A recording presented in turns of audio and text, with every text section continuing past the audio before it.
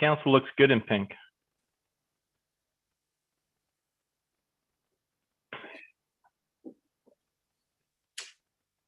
I didn't have a pink shirt. Oh, we'll get. Hey, you know what, Doug? Just so you know, these are Royal Bay Secondary shirts, and we've got them for sale at City Hall for $5. So Okay, pink shirt, I'll come over and get one. Pink shirt day is Wednesday. Like you don't have a pink tie, Dougie. Oh, I got a pink tie. There you go. Run and put it on.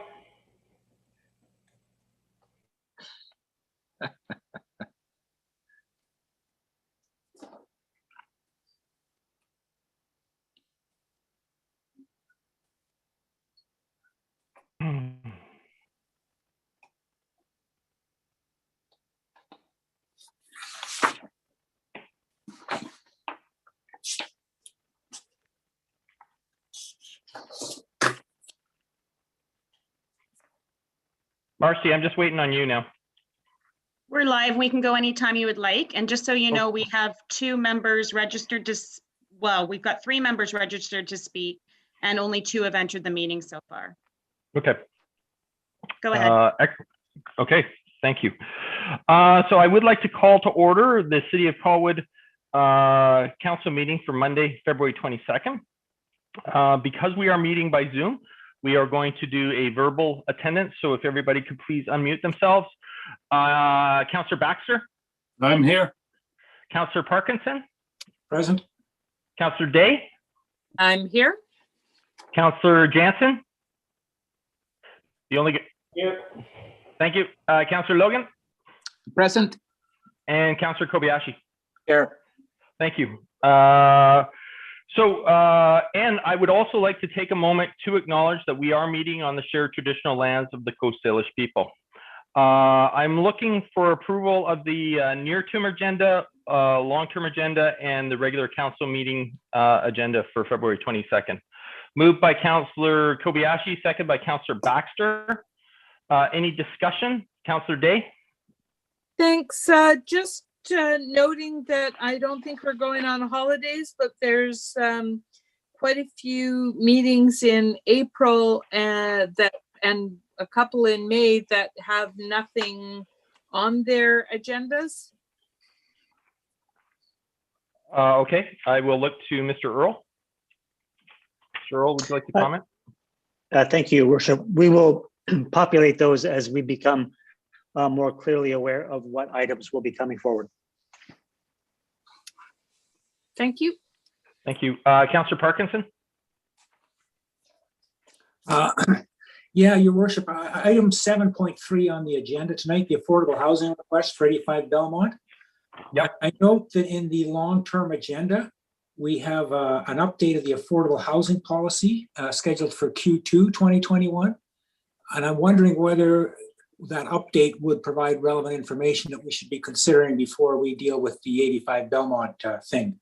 And so I was thinking I would like to defer the 7.3 until after we had the update on the affordable housing policy. Would that be done now, or is that done when we get to 7.3? I think it's fine that we could probably try and look at doing it now, but what I'd like to do is have staff comment first, and then I'll come back to you and look for a deferral motion if that's what you're looking for. And I'm not even sure, Marcy, can you tell me, is that the correct mechanism, or is it a deferral from 7.2? Do I just make a motion to have it just removed? What would be if this council chose that was the direction they wanted to go, what would be the appropriate motion for Councillor Parkinson? I think I would be deferring it off of the agenda, making a motion to suggest that until it comes in line with when the policy comes forward. Okay, if that's thank you. what council wishes to do. Yes, okay. So we'll do that, Councillor Parkinson. I will come to you after staff comments. Thank you. Staff? Thank you, Your Worship. I see Mr. Borhill is on the line tonight. He might be best placed to comment on the state at which that policy would be coming forward and the degree to which information contained with it would be relevant to 85 Belmont. Thank you, Mr. Mayor and Robert. Yes, the policy that will be coming forward is a separate issue from what's being brought forward with respect to 85 Belmont.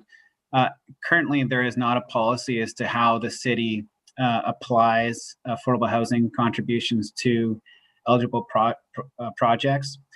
And the policy that's coming forward is geared to the other end of the equation where the money is collected. There will be an opportunity for council to further direct us on the policy side as it relates to how we spend the money.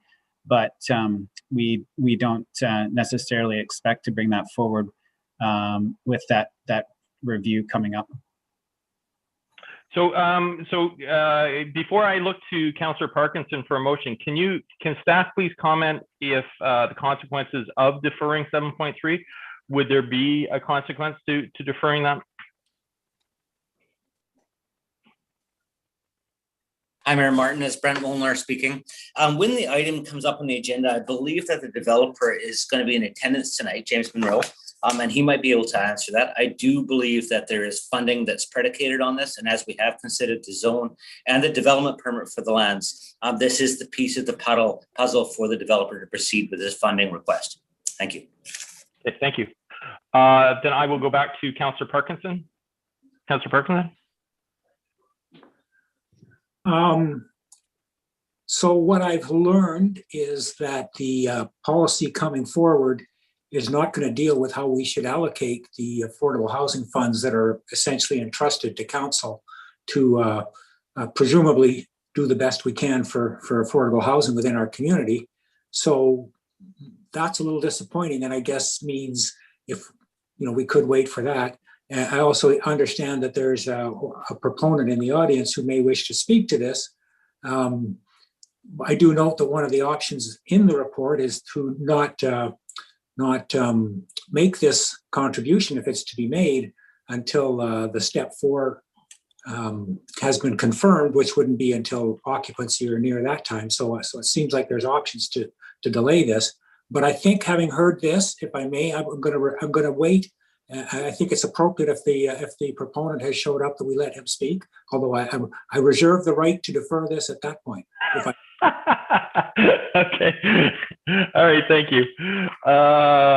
Seeing no other comments or hands up, I will call the question on the approval of the agenda. Those in opposition? Nobody opposes. Thank you.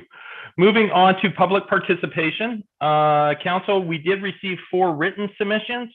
Were received and are now appended to the agenda.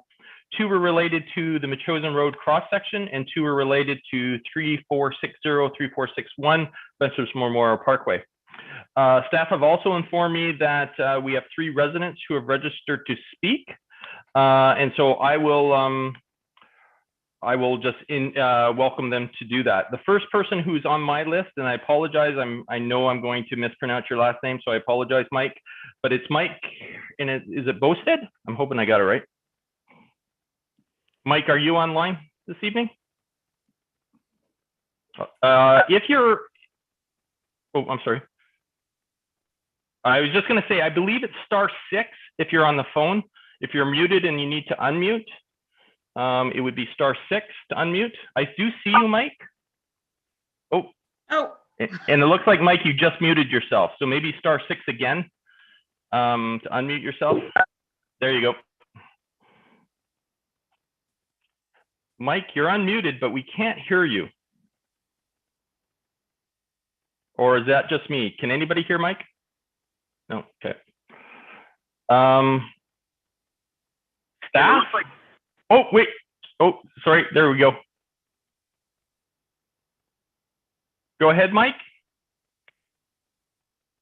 Mike, you cut in and out. Maybe what I would suggest for you to do is I will come back to you. I will give you an opportunity to speak during public participation, but maybe hang up and then call back in if you're having difficulty. Unfortunately, we just can't hear you. So I'm going to move on. But we will come back to you, Mike, and I will get staff to hopefully give you a phone call or arrange something. Staff,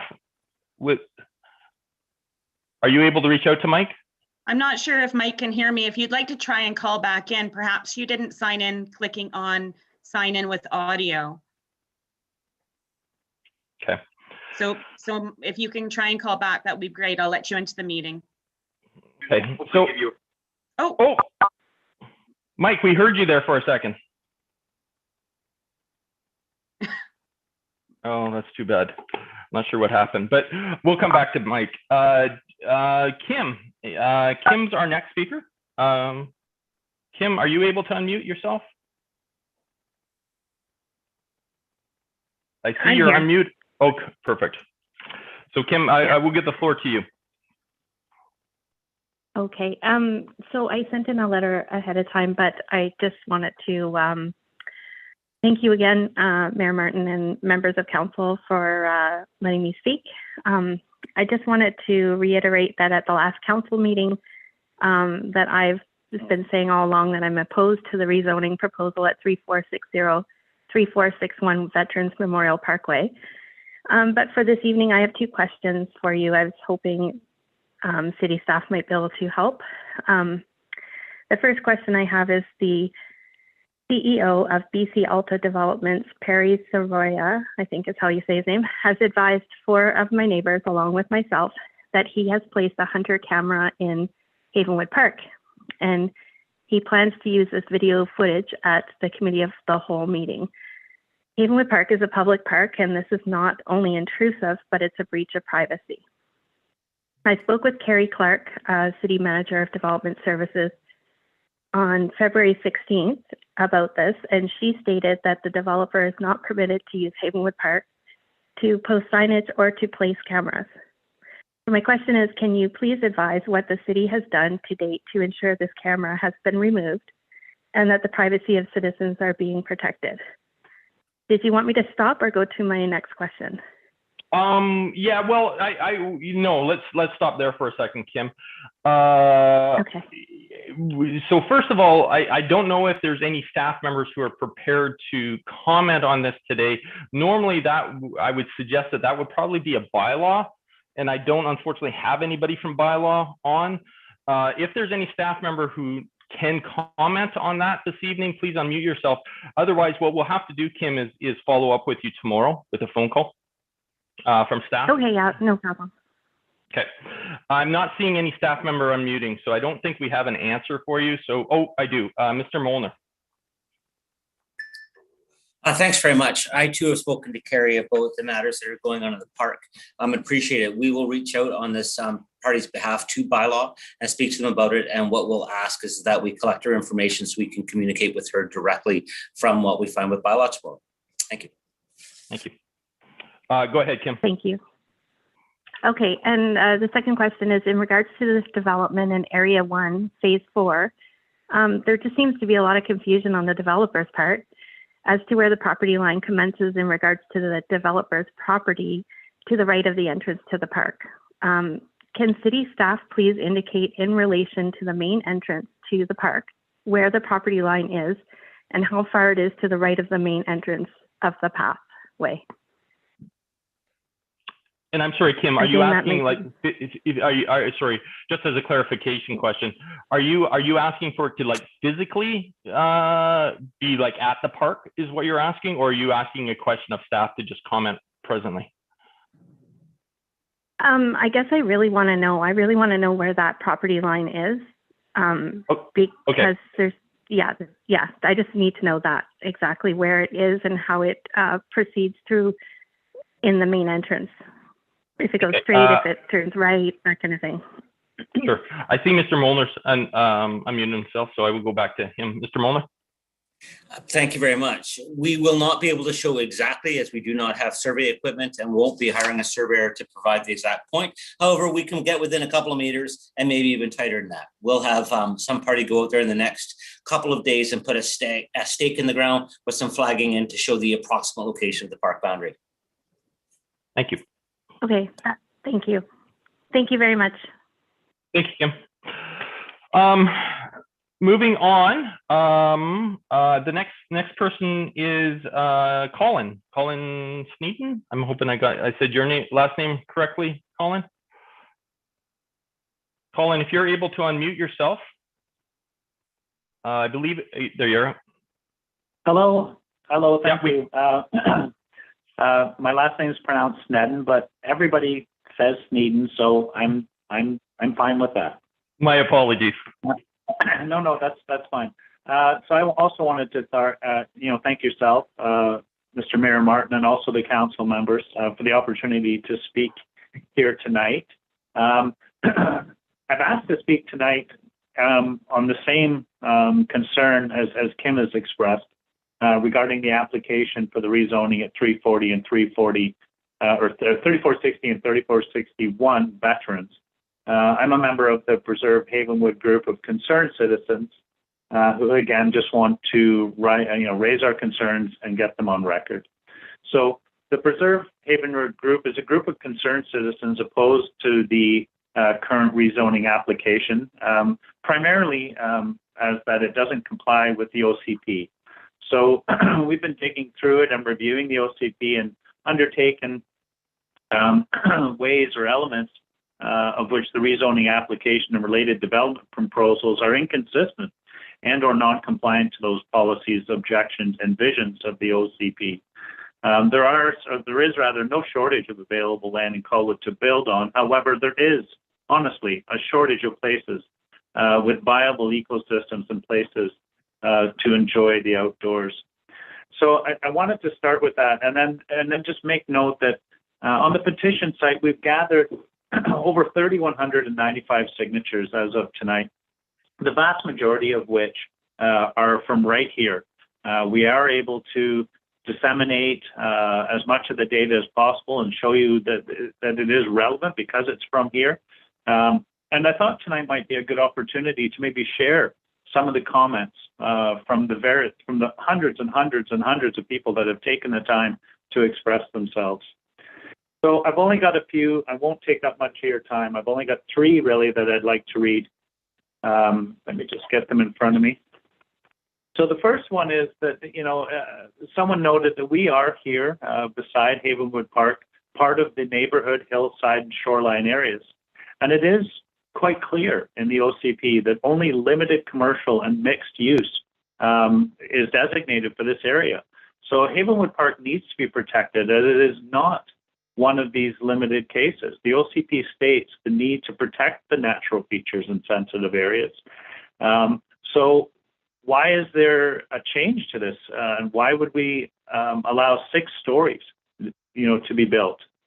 Another comment from another community member would notes, when we look at the plans for ecology or ecologically sensitive areas, the OCP states only low-rise multi-unit residentials will ever be allowed, and even that in very limited cases. Again, only where significant environmental and ecological benefits to the overall site can be achieved. So again, it seems as though when we read through these things, it seems clear what the city or what the city should do based on the input of the community, and yet we still see the developer trying to build something that is completely out of scope and scale to this neighborhood. A third community comment that's been submitted to the site states Colwood needs to work hard to maintain a healthy balance between protecting its natural areas and development. We're at a major crossroad, and protecting our natural areas should stay the main priority. Every person, city, and organization involved in planning this development should consider, how will this cause further damage to our world or way of life? It's our chance now to do the right thing. So in closing, just one more comment, not my words, again, something taken from the many comments.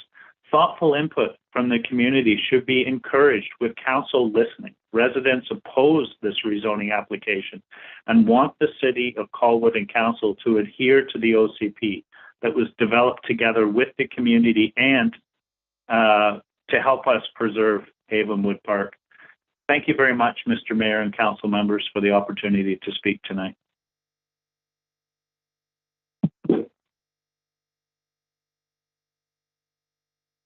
Hello? Hello? Rob, you're muted. You're Hello? muted, Rob. Oh my goodness. That was me. My apologies. My apologies. So I just spoke for 4 minutes. I'm hoping I wasn't muted through the entirety of that. No, Colin, that was me. You were reading off of the you were reading the three comments, and I thought, well, I might as well mute myself because I knew you'd be a couple minutes, and then I forgot to unmute myself. Oh, goodness. So I apologize. Oh, no, that's fine. I know when I finished, I thought, oh, I hope I didn't sit in this room and talk to myself. So again,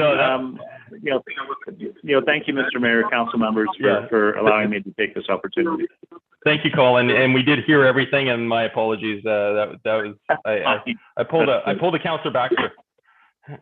Sorry. I will go to our last. Thank you, Colin. I will go to our last caller, Mike. Hello.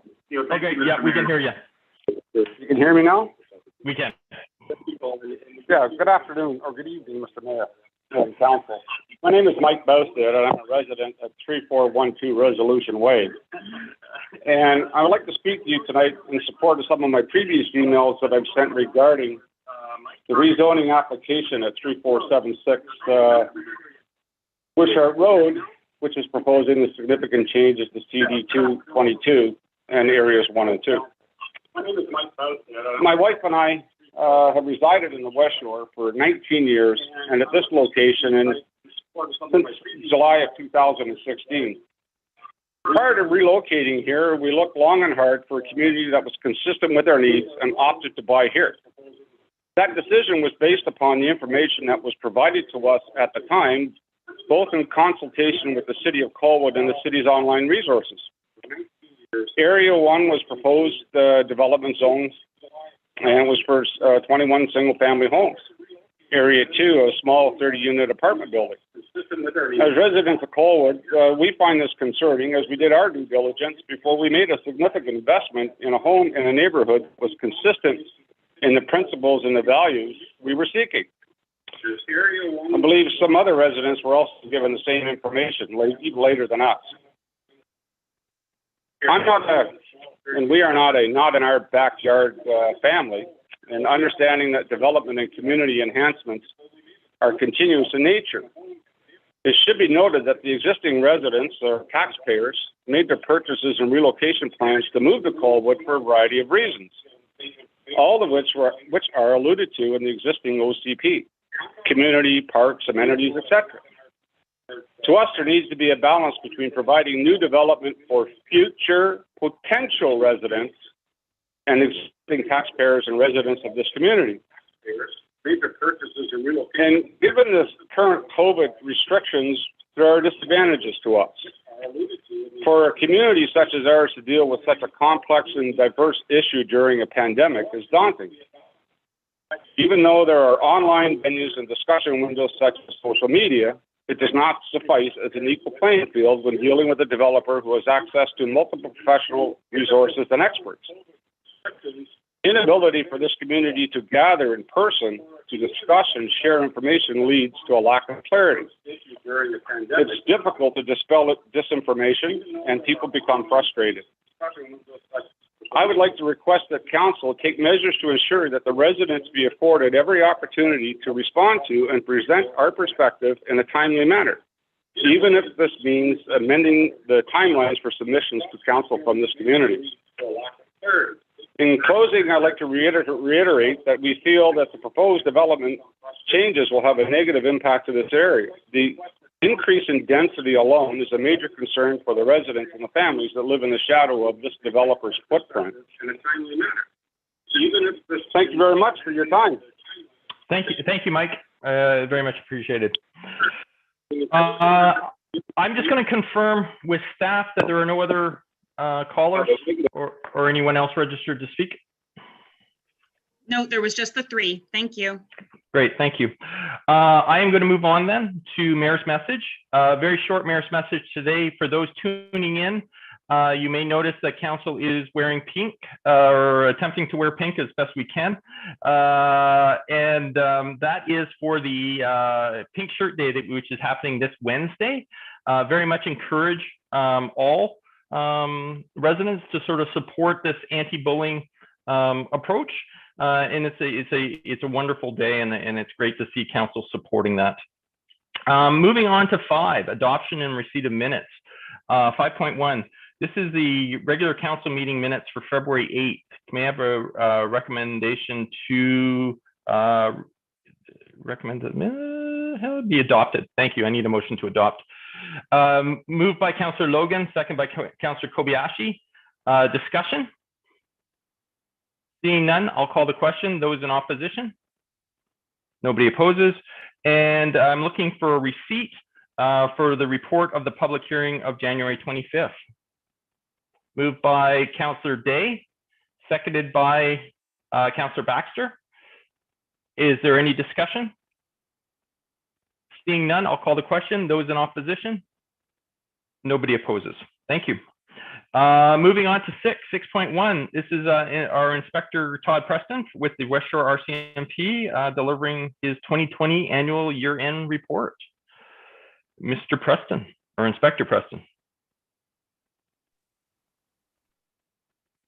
Or maybe he's not online. Hi, Mayor Martin. It's Marcy. I have not seen Inspector Preston come into the meeting yet. Okay, so what we'll do, so no, that's all right. So with presentations, Marcy, if he does log in later, from a procedural standpoint, should I just move on, or do I need a motion to bring it back, or how would I do that? We can just move on for now, and if he comes in, we can. If not, we can defer it to the next meeting. Okay. Then I will move on to, is our fire chief here? I don't want to do 7.1 if he's not here. Yes, yes, Mr. Mayor, I am here. Okay, thank you, Chief. I was just teasing. Okay, so this is 7.1. This is our fire chief, John Cassidy, in regards to a regional tower crane rescue service agreement. Chief, would you like to comment? Thank you, Mr. Mayor and members of council. The brief report before you tonight deals with our regional crane tower agreement. This is a specialized rescue specialty that Colwood does not provide for itself. We do have one crane tower currently at the Oni site. They have taken one down, and we would expect that given the pace of development, we will have more crane towers within the city of Colwood in the future. Our current agreement is with the District of Saanich, and it is scheduled to expire at the end of April. What we're proposing before you is a change in service provider. This is something that the fire departments of Colwood, View Royal, Langford, and Esquimalt have been working on for the last couple of years. Langford is now in the position to provide that technical rescue service to us through a localized agreement out here on the West Shore. So that is what's before you tonight. There's only one change in the agreement itself, and that is the removal of a fee-for-service cost charge. The agreement with the proposed new agreement with the city of Langford would have no fee-for-service charge associated with this specialized rescue. And that's what's before you tonight for your consideration, and I am available for answer any questions. Great, thank you. It looks like I have two people or two councillors wishing to ask questions. Councillor Day? I just wish to move the recommendation. Oh, okay, great. Councillor Kobayashi, were you seconding it, or did you have a question? I had a question, actually, just a quick question. Could you second it and then ask the question, or do you want me to look somewhere else? I'll second it and. Okay, excellent. Thank you. Councillor Day, I'll come to you first since you're the mover. Did you have anything before I go to Councillor Kobayashi? No, just I think it's an excellent plan. Okay, thank you. Councillor Kobayashi? Just stole my thunder there, Cynthia. But just I do have a question. It's just, is it prudent to have a backup? Because if the one in Langford's being used in View Royal or in Langford at the time, and we need it, is it a prudent thing to have a backup, or do we not generally worry about that? Just a simple question. Thank you. Through the chair. There is a backup provision in this. In the existing agreement that we have with Saanich, the backup service provider is the city of Victoria. In the new agreement with Langford is we have an agreement in principle. I spoke directly with the Deputy Chief of Victoria last week on this, and they're not a signature to this document, but they want to be, they still want to make sure that they are a secondary service provider for this. So if, let's say, Langford Fire Department was tied up on a technical rescue off the trestle, then we have an agreement in principle that Victoria would be the standby or the secondary provider of this service. Thanks very much, Chief. Thank you. I'm not seeing any other hands, so I'll call the question. Those in opposition? Nobody opposes. Thank you. Moving on to 7.2, this is Brent Molnar, our Director of Engineering and Development Services, in regards to the Metchosin Road Cross Sections Transportation Master Plan overview. Mr. Molnar, do you wish to comment before we look for a motion? I do, actually. There's a presentation available for us tonight, and I'd like to, if I may, welcome Dan Casey to the stage. Dan will probably share his screen, and I see him on the bottom right corner of mine. So thank you very much, Dan. Really pleased to be working with you and Urban Systems on this. And the floor is yours, sir.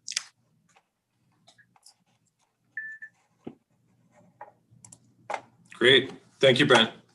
So can we all see a bright red screen in front of us? Excellent. Good evening, Mayor and Council. Thank you for the opportunity tonight to present to you. I've got a brief slide deck lined up that we're going to go through a bit of an overview of the work that we've concluded on the Metchosin Road corridor. So why are we here? Our primary objective tonight is to understand the desired long-term configuration for Metchosin Road. In doing so, there are a number of parallel considerations, such as how space will be allocated within the public right-of-way, and of importance there is the word public. This is a public right-of-way. We can set the parameters on how that space is used. How will the needs of each travel mode be balanced? And so there are a number of competing interests for space within this corridor between the various modes that operate within it.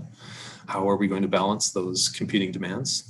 And then to what extent might future change occur along the corridor, and that might impact the way this corridor needs to be designed or how it feels.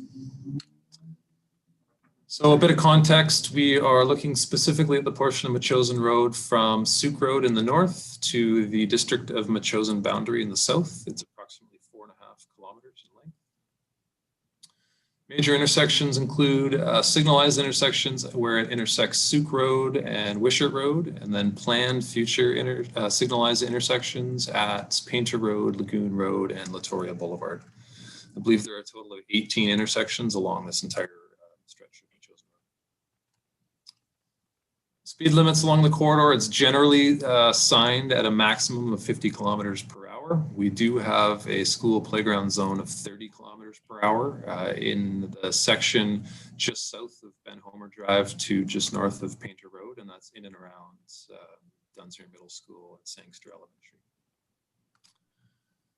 Some information on traffic volumes. And so there's a lot of numbers on the screen here. I will point you toward the kind of the key pieces here. As of current, or as of 2019, average daily traffic volumes range from about 4,000 vehicles per day down further toward the south to as high as 14,000 vehicles per day in the section of Metchosin Road that approaches Sooke Road. And then we're anticipating, primarily due to build out and redevelopment in the south end, Royal Bay, Royal Beach, etc. We're anticipating over the next 20 years a growth of at least 2,000 vehicles per day along this corridor. And so reaching upwards of 16,000 vehicles per day, again, in that northern section that approaches Sooke Road. Also of importance here is understanding directional split. And so in the AM, what we see is approximately 70% of the vehicles on the road are northbound. We'll call them inbound, and it's only 30% in the opposing direction. And then in the afternoon, it does flip, where it's about 60% in the southbound or the outbound direction and 40 in the opposite. This is worth keeping in mind when we think about specifically left turn vehicles and whether they're finding gaps in the opposing direction in order to make those left turns. Just a photo here of existing condition. This is typical. There's a lot of variation along the corridor. What we do see the entire length is 2 travel lanes. We see shoulders on both sides of sort of varying width as well as varying condition. This is a prime example. On the left-hand side, we have a very narrow asphalt shoulder with gravel shoulder area. Beyond that, in that space, bus stops are found, as well as sort of on-street parking in many areas. In some locations where we have the wider shoulders, we also see the extruded asphalt curb, which does provide a little bit of vertical separation between roadway and the shoulder space where people might be walking or cycling. Some follow-up key statistics. We talked about the number of vehicles per day being between 4,000 and 14,000, generally increasing from north to south. Our right-of-way width, so the property that the road sits within, is 20 meters or greater. And so we're seeing upwards of 25 meters down the south, but generally it's 20 meters for a good portion of the corridor. This corridor provides access to the trail system within Royal Roads. And so that's both the trailheads themselves, as well as folks do rely on some parking on the side of Metchosin Road to access those trails. We see public transit utilizing the corridor. So there are 5 different routes currently that travel along Metchosin Road. Metchosin Road is also identified in the Transit Future Plan, as well as your official community plan, as part of the frequent transit network. I mentioned earlier a key characteristic of this stretch of road. This is an arterial road. This is one of your higher order roads throughout the city. There are 18 different intersections along this 4.5 kilometer stretch, many of which are in the northern half. And in some of the more dense locations of single family homes, there can be upwards of 4 or 5 driveways every 100 meters, which is quite a high density of driveway intersections for a major road like this. And then lastly, some of the key land use and activities along the corridor. We've got Royal Bay, Royal Beach, what's in place today, what's planned to build out into the future. We've got our Metchosin and Lagoon Hub nearby, Sangster Elementary and the bakery. And then we've got schools. We've got Dunsmuir Middle, we've got Sangster Elementary. So the transportation master plan. Sorry, Dan. Just let me ask you a real quick question. Would you prefer to go through all your slide deck and then answer questions, or would you like to answer questions while you're? Because I've got 2 counselors who have already put up their hands.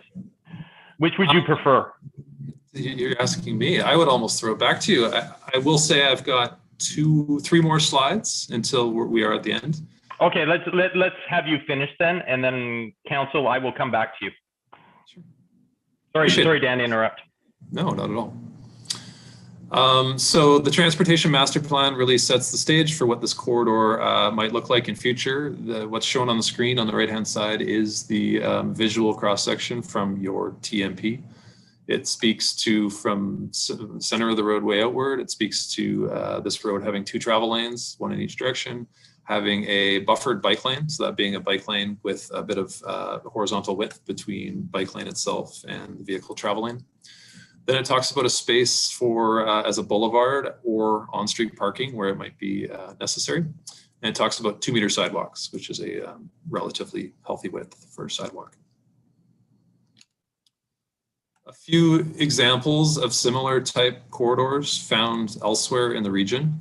And we provide this just as sort of context, we'll say, as to how this road compares to similar major roads in other municipalities. And also we've cross-compared specifically the vehicles per day figure so that we can gain some comfort and sort of context around how this stacks up elsewhere.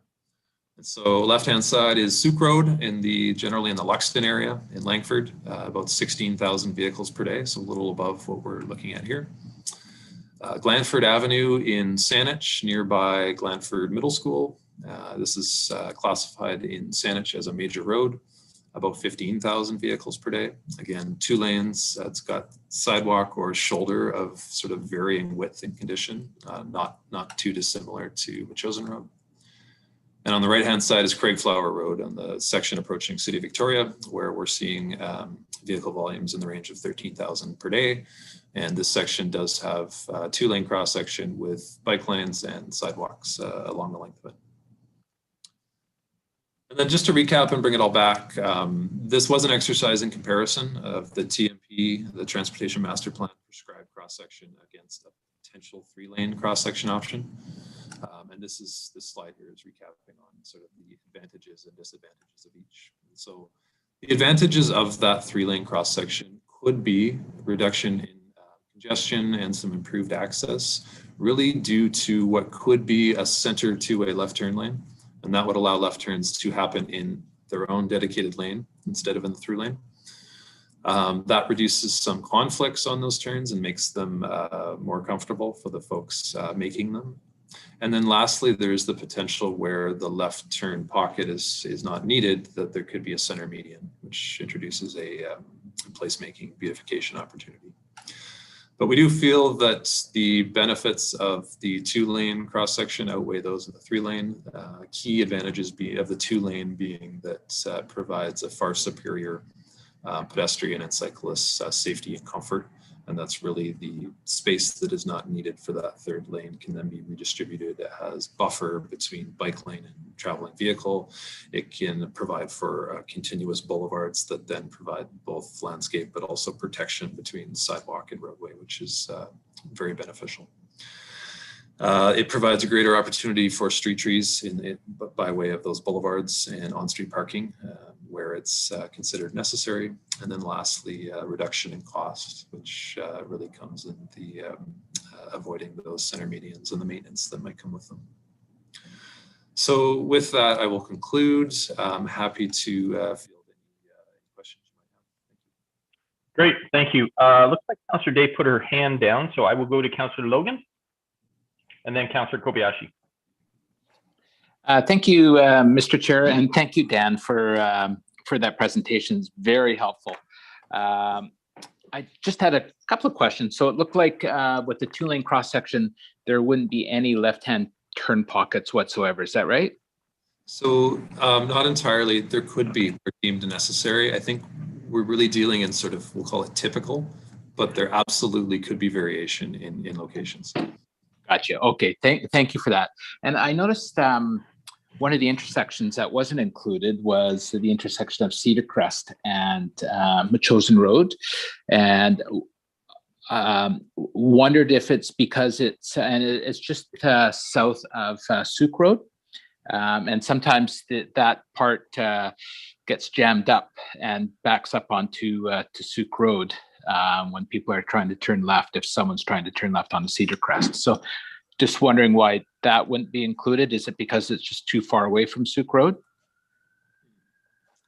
I guess it wouldn't be included explicitly, primarily because as I understand it, the challenge there is really associated with the vehicles queuing back from that Sooke intersection, not Cedarwood itself. So typically, any talk about signalization or additional turn lanes is to address the point of congestion, not necessarily downstream. But I think that specific location and others would be dealt with case by case as build out of the corridor occurs, whether that's development driven or by the city. Great. Okay, thank you. And just a couple more items. Sorry, Gordy, sorry, could I interrupt just for a second? Because I saw Mr. Molnar had his hand up as well. Sure. So I don't know if he had something to say to you. Mr. Molnar? Just thanks very much. It's just that the Cedar Crest intersection has a limited draw, and we'd probably look at it with greater specificity when we look to bring about any changes to the Sooke at Metchosin Road intersection for how it integrated into the left turn dynamics. That's when we're likely to see turn bays in the extension of those facilities there to provide some more information for you. Thanks, Gordy. Perfect. Thank you, Brett. That's perfect. I heard it alluded to, but looks like any improvements along the Royal Roads frontage, we would consider some parking, obviously to accommodate some of the trail users. But I also have a question regarding the parking and the the traffic around Sangster Elementary at drop-off and pickup times, and whether there's more work that we need to do in that area, or is there, are we confident that that we have all the answers and that we can deal with any issues there when we do some improvements? Brent, why don't you go? I saw your hand jump up first. Yeah, thank you very much. The scope of the exercise with Urban System was to look at the context of the road in terms of the dynamics for left turn configuration and how best orientate the lanes, bike lanes, and pedestrian ways to focus on the city's core strategies of alternate modes of transportation. Interestingly enough, we've just had a meeting with the school district where we were looking at improvement projects, and they as well are very focused on active transportation goals and initiatives within their school lands. So the answer, Gordy, to your, Councillor Logan, to your questions, my apologies for the informality, okay, is that as we got into those areas of specifics with the focus of this intention, which is to focus our bike lanes and our sidewalks out in a way that allows versatility in the road, we would involve the school district to bring about the best efficiency at that point in time at Metchosin Road at Sangster. They have raised that as a factor of further discussion as well. Beautiful. Thank you, Brent. And my final question is we had a letter actually from a resident talking about the timing of the potential intersection upgrades, and of course being tied to development. And she had mentioned specifically Royal Beach.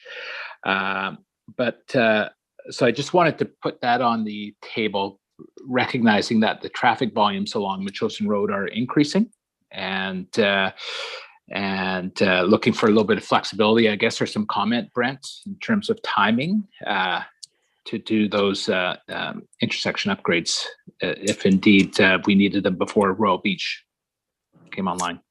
So we have in our strategic plan to start the works at the Soup Road and Metchosin intersection with the survey and design in 2022 for potential implementation in 2023. We are also looking at the section of pedestrian way improvements from the north extent of Royal Bay, Beachlands, Metchosin Road, north several blocks within the 2021-2022 time horizon.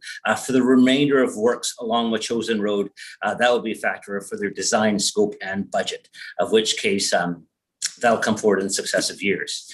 I can estimate the time pattern for growth for other intersection improvements like Lagoon, Wishart Road, but those are all captured in what's called the joint memo, which is a time versus density study. And they are predicated on 30% growth, 50% growth, and then 80% growth, which is a number of years in the horizon. So a minimum 3, 4, 5 years before you'd see some of those start to come forward from council. Thank you. Excellent. Councillor Kobayashi. Thank you very much, Mr. Mayor. Question for you, Dan. I guess, you know, I'm just a simpleton when it comes to this stuff, but just something isn't clicking in my head. I don't want to flog a dead horse on this. And this really bothers me so much that I'm having a hard time synthesizing this.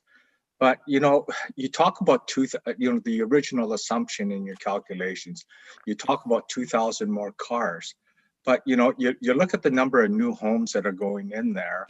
I mean, you're almost doubling the population of Colwood in this one concentrated area.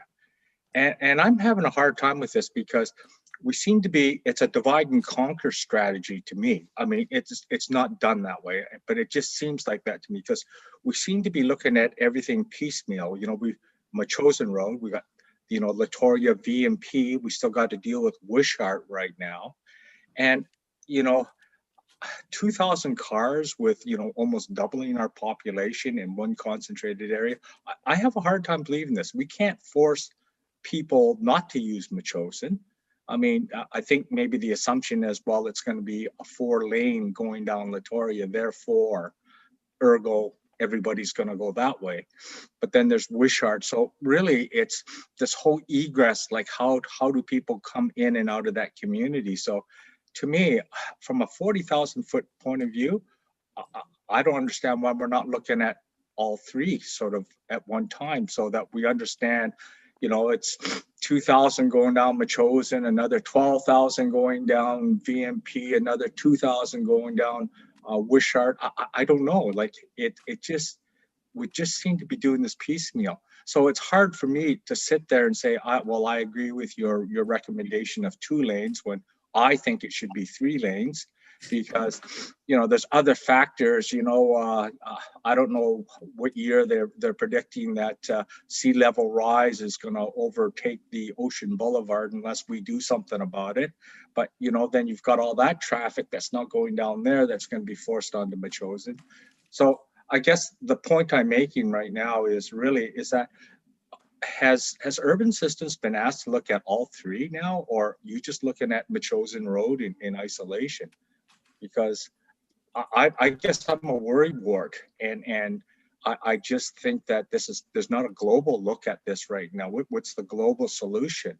And, you know, we're worried about one path, and yes, you've come to the right conclusions on that, but I'm just going, well, what if sort of thing. So if you just want to comment on that, Dan, just give me a comfort feeling here, because I'm just feeling really, I don't know, just something just isn't clicking here. Thank you. If I could, it's a really good comment. Really, clearly you've given thought to this, and it's a really thought out question, I suppose. Maybe maybe 3 items to follow up on. One is when the traffic work, the joint memo was done for Royal Bay, Royal Beach, and it looked at sort of build out of the southern portion of Colwood and how that traffic might make its way out. It didn't look specifically at Metchosin in isolation. It did consider those 3 primary north-south routes, Metchosin, Wishart, the Veterans, and part of, as I understand it, part of the long-term look for Veterans is added laning. And so when we start talking about sort of travel demand from south to north, and I guess returning in the opposite direction at the end of the day, it's really not, is it 2 lanes on Metchosin or is it 3 lanes on Metchosin? It really is sort of looking at those 3 north-souths, and rather than 2, it might be considered 6 or 8. And we look at them kind of holistically. So that is where this 2,000 plus or minus increase of vehicles on Metchosin Road came from, was rationalized relative to what increases in capacity might be on those other north-south corridors as well.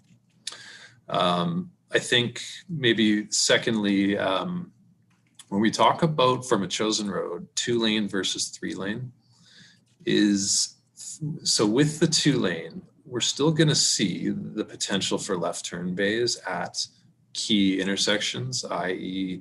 Wishart, or potentially Painter, roads like that, where the need to get left turners through more efficiently, as well as through vehicles to move through more efficiently. We're still going to see that, whether it's the 2-lane or the 3-lane cross section.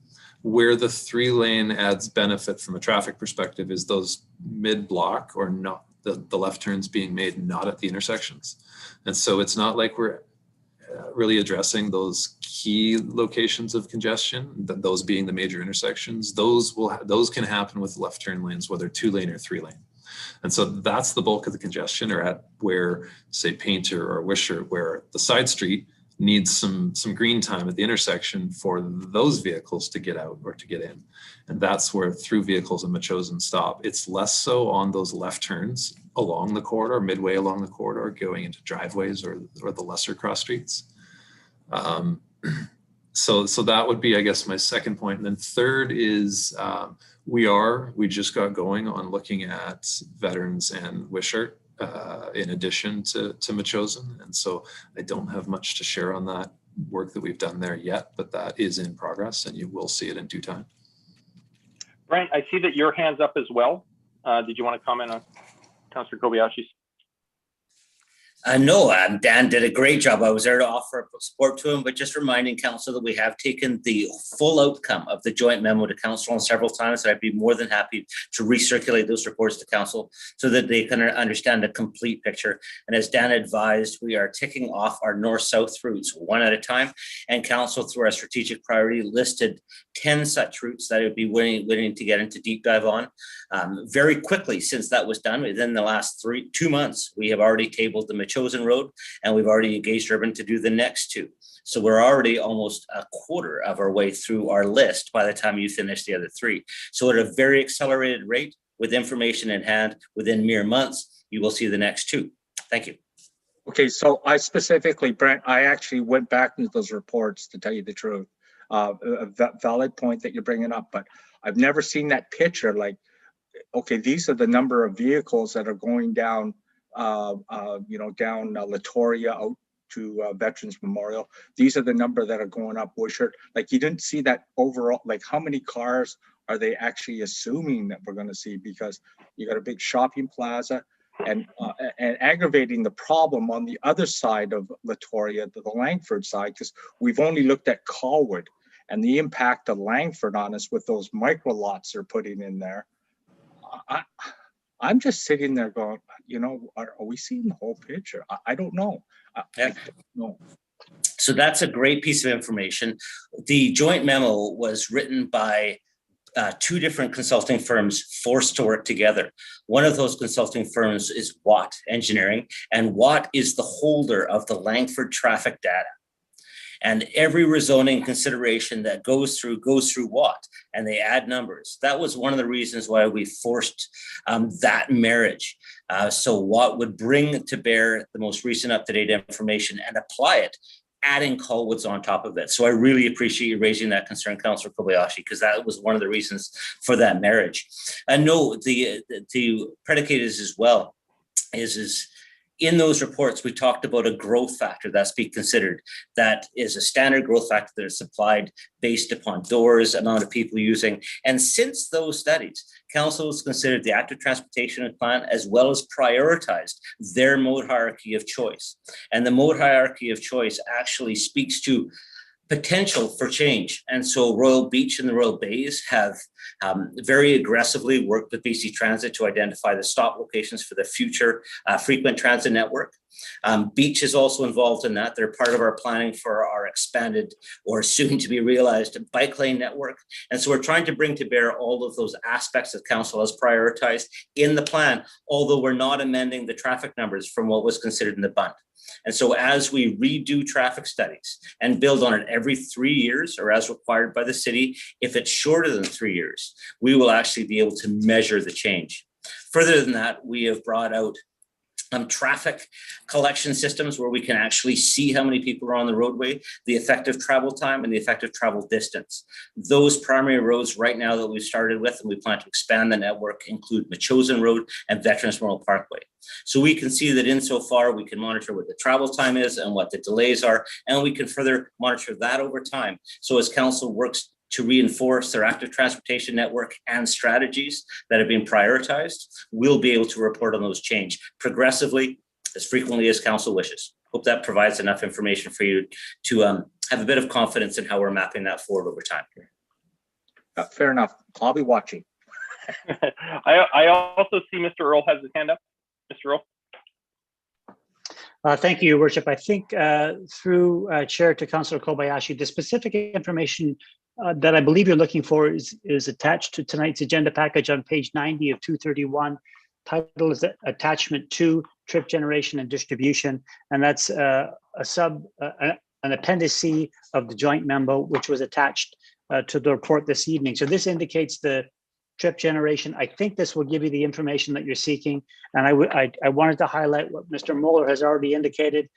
Council authorized in the budget a year ago, administration to install equipment that would actively measure congestion, to measure travel times along this route. That system has been in place, and we are actively measuring the time that it takes folks to move through the corridor. And we are confident that kind of the estimations that were done in the joint memo are playing out on the ground with respect to how fast traffic is moving. And because those systems are automated and 24/7, we'll be able to provide that information real time whenever council desires.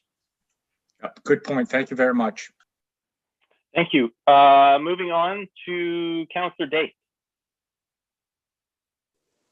Thank you. Not sure what happened to me there. I wasn't kicked out, but I turned into a bubble person for a while there. That's how I lost my hand. So just a concern that I have is that the report does not mention or otherwise consider the importance of connecting Metchosin Road to Veterans Memorial Parkway via the Allendale corridor. And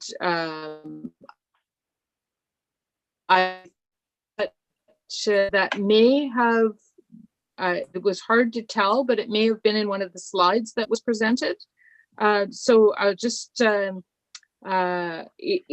it was included and just wasn't included in the motion, that I could certainly make an amendment, but I would like to know if the connection from Metchosin Road to Veterans Memorial Parkway is being considered. Mr. Molnar. Yeah, thank you very much, Mayor Martin. That is an item that has been raised at the council table prior. It is not an intersection that exists today, and therefore it did not form part of urban systems considerations because it's a future connection. It does remain as cited previously and will remain in the focus and goals as those lands develop. It is not part of the resolution as considered tonight, nor what is being requested to receive from council at this time, as no intersection exists at present. Okay, thank you. That may also be, sorry, I can't, can you hear me? We can. Okay, good. The other concern that I have is that the transportation master plan was done with considerable public input. And a lot of things have changed since that was done. And we have a lot more information than we had before. And we're not able, maybe it's COVID or maybe it's timelines, but we're not engaging our public in what the plan is or seeking their input. I mean, obviously they get to watch us do our thing, but we're not really engaging our public or planning it. And I think that's a mistake. There's a lot of local knowledge, concerns, awareness that we may be missing out on without engaging our public. And we continue to be making improvements, which are necessary and wanted for sure in sidewalks and cycle lanes, but those are kind of being done a little bit here and a little bit there, and the overall impact may be to make some options that we might have considered costly to pursue in the future because it would mean ripping up something that we've already done. I'm just wondering, at what point in time will the public be brought up to speed with what we're trying to do? Through your chair, yeah, through his worship to Councillor Day. Thank you for that very much. I think that if the results of this study is as reviewed by Urban Systems, because Urban Systems was not given the task to confirm what we had, they were given the task to review what we had in light of the changes that were coming forward with the density and to make recommendations based on the corridor. I think if the result of those recommendations were significant alteration to the transportation master plan as confirmed, that we would have likely asked council to arrest and that we would go out and include the public in that. Those considerations that Urban Systems did find is essentially a validation exercise where they looked at the performance of the whole corridor, and in doing so found that we could confirm specific areas of improvements, and going back to Councillor Logan's question, where are those third lanes happening? And it's relative to intersections that are either proposed to be signalized or expanded signalization or extended works. And I think that if we had seen significant changes, that we would have certainly recommended a greater degree of public consultation. We did not see those changes as validated by Urban Systems as considered with the density, and therefore it's just a minor tweak to the transportation master plan that did receive all that public scrutiny at the time. I also see Mr. Earl. Oh no, Mr. Earl put his hand down, so it looks like you answered the question well enough, Mr. Molnar. Councillor Day. So I think that the consequences may include reduced parking, increased travel time, greater greenhouse gases, increased noise and speed, and reduction in the pedestrian comfort, and rancor from the citizens who are impacted.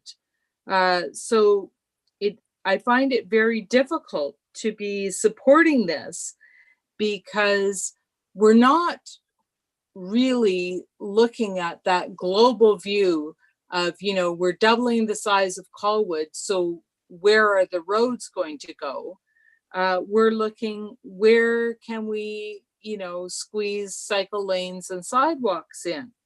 And at the same time, negatively impacting parking or sight lines or other things that we may not be as aware of as somebody who's lived there for a length of time and knows that particular stretch better. So I'm finding it very difficult to embrace a plan that seems to be reducing our options for the future. I'm not seeing anything improving anytime soon. And maybe that's always going to be the case with roads, but when I drive to work in the mornings, I am seeing all the way up Carindale Road for school drop-off times. And it's very difficult at times to predict when those problems are going to be. And I don't think it's going to be very long before the public is saying, why haven't you guys fixed these problems? And we haven't even asked them what the problems are. Thanks. Councillor Jansen. Thank you, Your Worship. I will be concise. A couple of things I've ticked off as we've gone along here, but help me out, Brent or Dan. In the areas where we are considering the third middle lane, what are we giving up, or are we? Are there pressure points with the the sidewalk layout or the bike lanes, or is there just enough room, or what? So thank you very much for that. I'll ask Dan to comment a little bit after a bit of lead off. There's only so much room in the right of way and available space. And as Dan has, and Urban System has found out, that it is a fluctuating right of way that fluctuates between 20 and 25 meters. In the cross section and the intent is validated, there is boulevard sections and there's bits of buffer onto the bike lanes. And where you approach an intersection and need extra room, that's where it's likely to come from. The bike buffer may be reduced, which gains an extra 1.5 meters, and boulevard space may be reduced. In order to fully utilize the right-of-way, it will mean that the right-of-way is actioned, whereas other areas where it's actioned, meaning fully accessible for a vehicle of some form, whether that be a pedestrian by their feet vehicle, a cyclist by a tire vehicles, or a car. And so the goal would be to keep those routes, the pedestrian route and the bike route, as safe and as comfortable for the multi-modes of users as possible that are accessing all of the school. And only at those points of intersection where you've got reduced right-of-way or conflict points to reduce those buffer spaces. To directly answer your question, it would come from those buffer spaces and those boulevard spaces that are also created for a buffer environment for the pedestrian. Dan, did I get everything captured?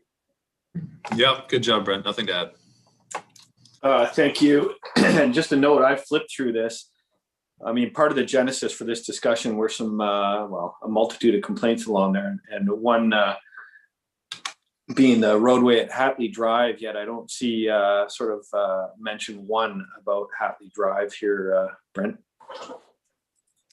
That's great. Hatley Drive was not deemed to have enough volumes of left turn movements to qualify for needing that left turn component in Bay.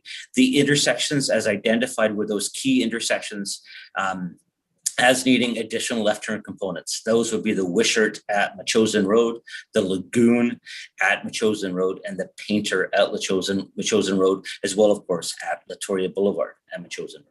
I take it though that engineering has heard what some of the beefs are, so there'll be an opportunity at some point to design slight design changes in that area that might make it more amenable for turning, et cetera. So the north portion of that intersection on that side of the road is already constructed with sidewalk. So as we added sidewalk to it, there's no disability to realize change tomorrow. So that north side piece there that I've referred to has been there for years. So if we needed to remove it at some later point to realize change, I think that could easily be accomplished. Reminding council that we have a strategic intent in 2022 to look at neighborhood in terms of orientation of traffic calming and features, and the entire area east of Metchosin Road could be looked at as a neighborhood study area for where best to allow access to permit or disable rat running. So there's lots of opportunity in the future to make changes as moving along, remembering that the traffic consideration for Royal Beach and Royal Bay stretches to 2043. So that's 24 years into the future. Well, after my being here, that's for sure. Well, lots of opportunity. The one last point, there are some marquee fir trees in that stretch. I bet some of them are probably even ours through the park areas there. I mean, do we have the ability to respect individual one-off mature fir trees with slight adjustments to the design guideline? I'd hate to think that we're locked ourselves into a position and we can't take into account or be fluid enough to come up with a workaround, whether it's a sidewalk that goes around one way around the tree, steps away from the side of the road. I mean, I'm not sure. I can't think of a specific example, but I have some familiarity with that stretch, and I'd hate to see that we just hire a faller to buck up some trees to make it easier for us. Thank you very much, Councillor Jensen, through his worship. That's one of the exact reasons why we're looking to validate that transportation master plan corridor. It's not to say that the sidewalk must be here, because that'll blitz through all the trees. It's to say that there is a sidewalk of width and dimension that's necessary, that there is a bike lane and width and dimension that's necessary, and that we do wish to be desirous of Boulevard. So council should expect a sidewalk that meanders around obstacles like trees because they're deemed to be of appropriate health to safe. Sidewalk should expect that council should expect that in those locations, staff will use the discretion of the goal, which is the pedestrian route or the bike route, as the primary function and goal of the validation exercise, which means that we will reduce boulevards and spaces to go around obstacles like that, so we can try and keep those. They are assets. Their assets is held and dear to the city, and we're shown to be in adequate health. We will certainly work around. I like it. Thank you. And Mr. Mayor, do you have a motion on the table? Because I don't remember hearing one. No, I don't. But I'm going to let everybody have an opportunity to ask a question first, and we've got Councillor Parkinson and in case Councillor Baxter, and then I'll come back to you for a motion. Councillor Parkinson. Thank you, Your Worship, and thank you, Dan and Brent, for your work on this. And it seems to me that we're just really talking about matters of degree. If we look at the recommendation here, number 3, we're talking about the ability to create a third lane in minor sections where necessary over time. And I don't think anybody is picturing 3 lanes the whole way. For instance, coming up from Royal Beach to the top of the hill, I couldn't see a need for that.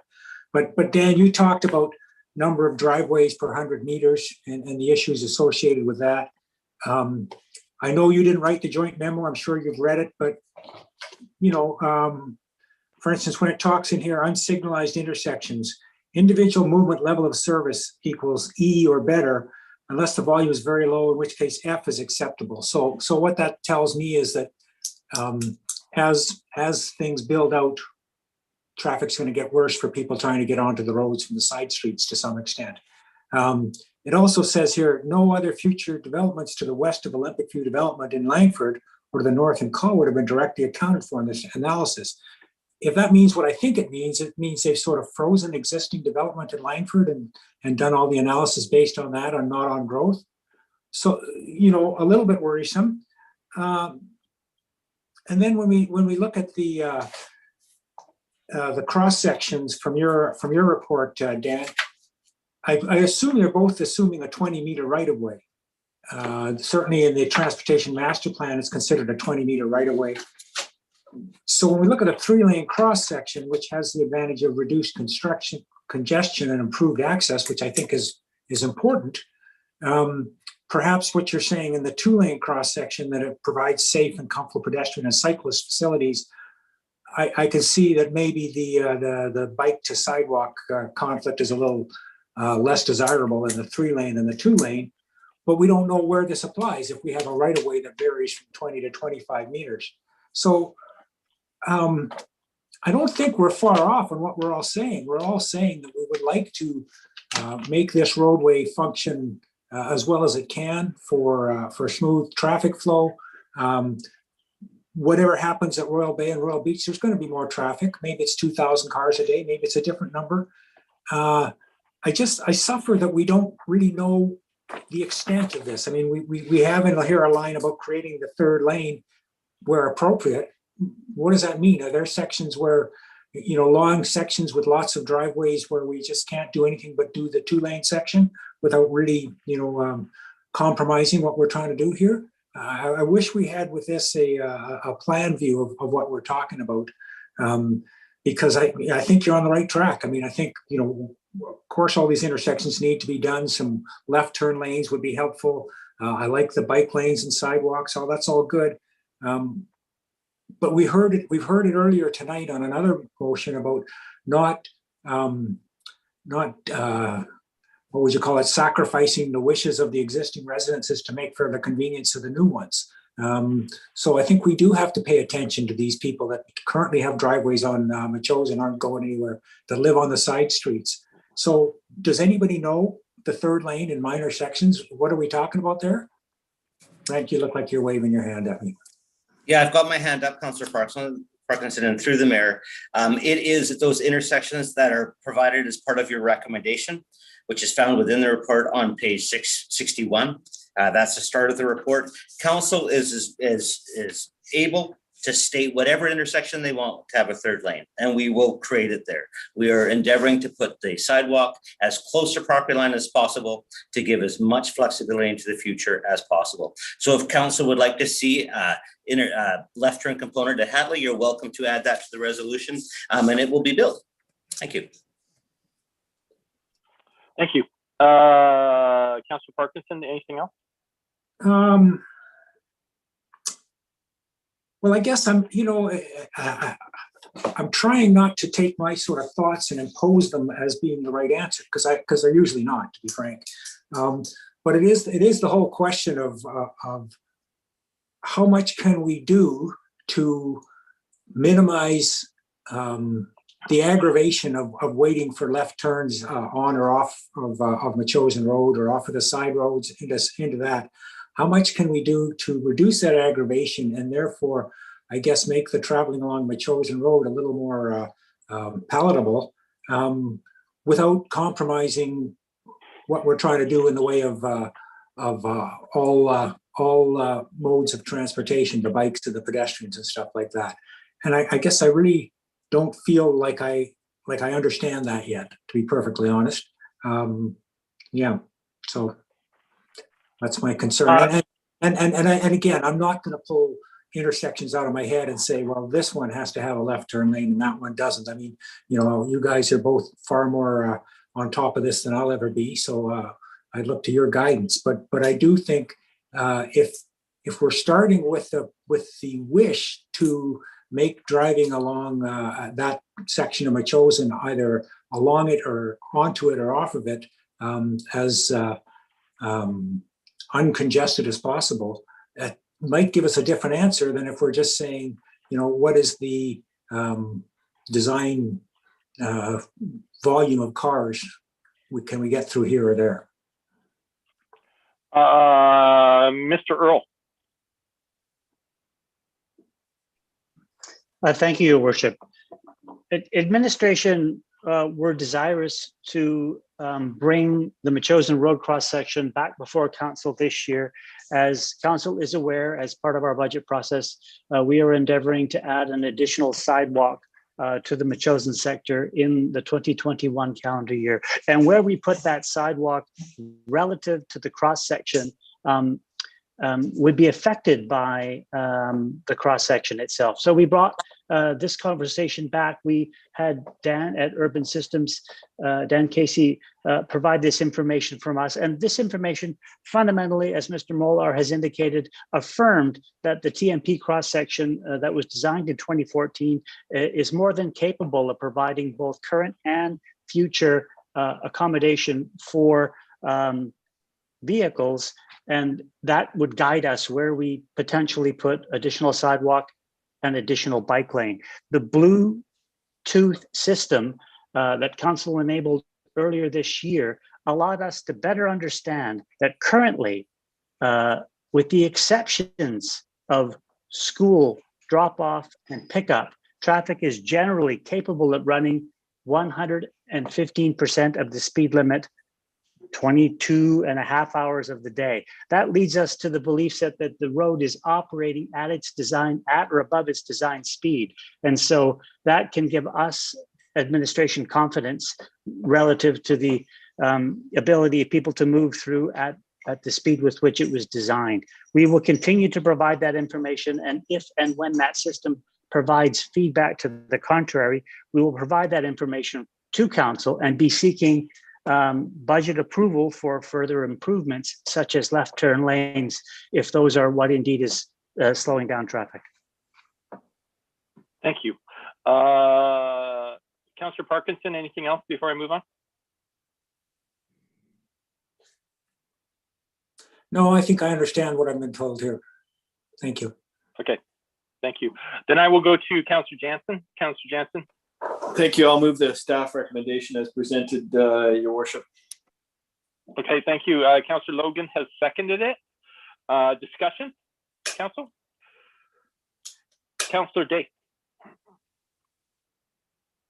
Oh, Councillor Day, you have to unmute. And it looks, there you go. Thank you. So just a question. It occurred to me as the Councillor Parkinson was discussing it, that we haven't talked at all about the need possibly to have 4 lanes for a half a block or a block, whatever it may be, when you approach Sooke Road. Currently, we have 4 lanes kind of there because of the way we have the pork chops. I'm just wondering if staff could answer if that's possible with the current motion. So it is, sorry, through Your Worship to Councillor Day. Yes, it is absolutely considerable. In 2018, we worked with McElhaney to do a safety audit of that intersection relevant to an incident that occurred at that, and that helped bring forward those strategic priorities. It included some signage review and stuff that was undertaken in 2020 with the partnership of ICBC, which we're very, very thankful, as well as flashing lights. And as indicated in 2022, from our strategic priorities, we will be coming forward for consideration those budget cycles to do a redesign. It is from the McElhaney study that speaks about the laning and geometrics extending for the Sooke Road portion, virtually all the way through to Sooke Road, or sorry, Veterans Memorial Parkway, which will cause an amendment to the Transportation Master Plan. But where you're speaking about is the Machosen Road influence as it influences the Sooke intersection. And so the laning and geometrics will have to work for the 2 receiving lanes, but I think that there will be significant changes to the pork chop islands and the orientation of some of those accesses and driveways and locations right in proximity that I have not yet studied, and nor is it available from a parent from the McElhaney study from 2018. But that will be part of that intersection specific when we do undertake it. Thank you. Thank you. I'm not seeing any other questions, so I will call the question. Oh, sorry. Did somebody? Councillor. Sorry, I'm gonna, Councillor Day, did you want to have another if question? you wanted. I just was going to ask you if you wanted me to make my points prior to the vote right now. Sorry, this is your opportunity. I'm sorry, I thought you were done, Councillor Day. Please go ahead. No problem. So I just wanted for the public to understand that I will not be supporting the motion, and my reasoning is that I believe that the public should be more engaged in this process. It's something that matters a great deal to everyone who lives pretty much anywhere in Colwood, whether you're going to Royal Bay High School or you're going to enjoy the parks. You're going to be using this system in some way, whether you do it by bike, on your feet, in your car, on the bus, and it matters. And the public should be engaged. So I won't be supporting this motion.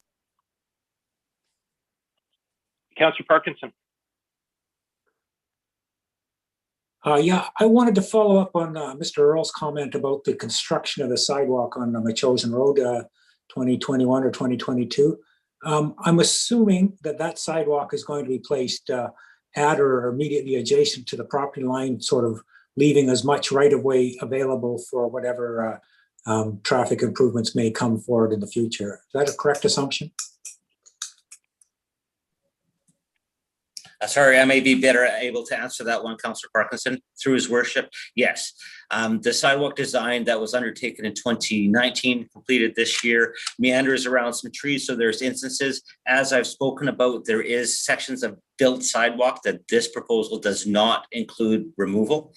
So it's working around that, but where there's new sidewalk being constructed and that sidewalk is not tying into an existing piece of sidewalk, it is being located as close to the property line and is meandering around significant I was going to say foliage. A tree would not be considered foliage, so significant trees. Thank you. I'm done, Your Worship.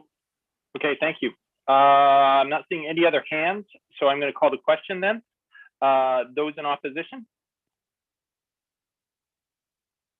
Excuse me, Councillor Day opposes. The motion passes. Thank you, Casey. Oh, he already ran away. Oh no, there's Dan, Mr. Casey. All right, so we are going to do, thanks again. Moving on to 7.3. Council, just before we do move on to 7.3, I just want to give everybody notice just around time.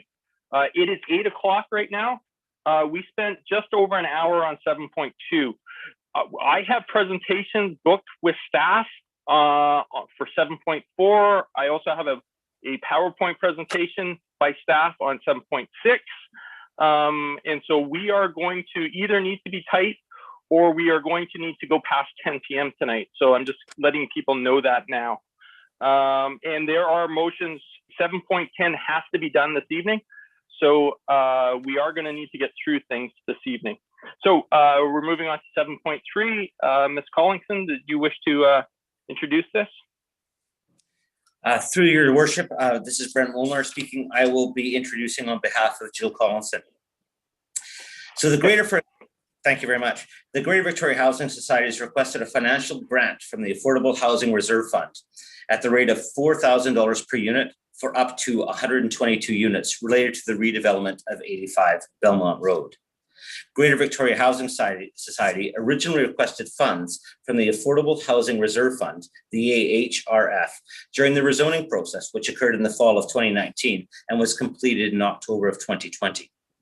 During the rezoning process, Council deferred decision on a financial grant from the Affordable Housing Reserve Fund until after Colwood's housing need report was completed. At that time, Council also tied the grant consideration to the achievement of Step 4 of the BC Energy Step Code. If Council resolves funding support for 85 Belmont Road at $4,000 per unit valuation, then a maximum of $488,000 would be granted to the Greater Victoria Housing Society. At present, there is approximately $660,000 in the Affordable Housing Reserve I am here to answer any questions you may have, as well as the developer, James Monroe, is available for questions. Thank you very much. Thank you, staff. I will go to, what I will do is go to questions first, and then I will look for a motion to move it forward. So questions first, Councillor Baxter. Unmuted. Well done. I understand that we're losing the possibility of level 4 step code on this project. Is that correct? Through his worship, yes. One of the considerations in the proposal tonight is that we do remove, reading exactly, and that achievement of step 4 of the BC Energy Step Code be removed from the Affordable Housing Reserve Grant Fund consideration. That's primarily because that is presently the city has not implemented step 4 as a mandatory implementation stage, as well as the funding partner for the Greater Victoria Housing Society will have their own necessity of meeting a step code requirement.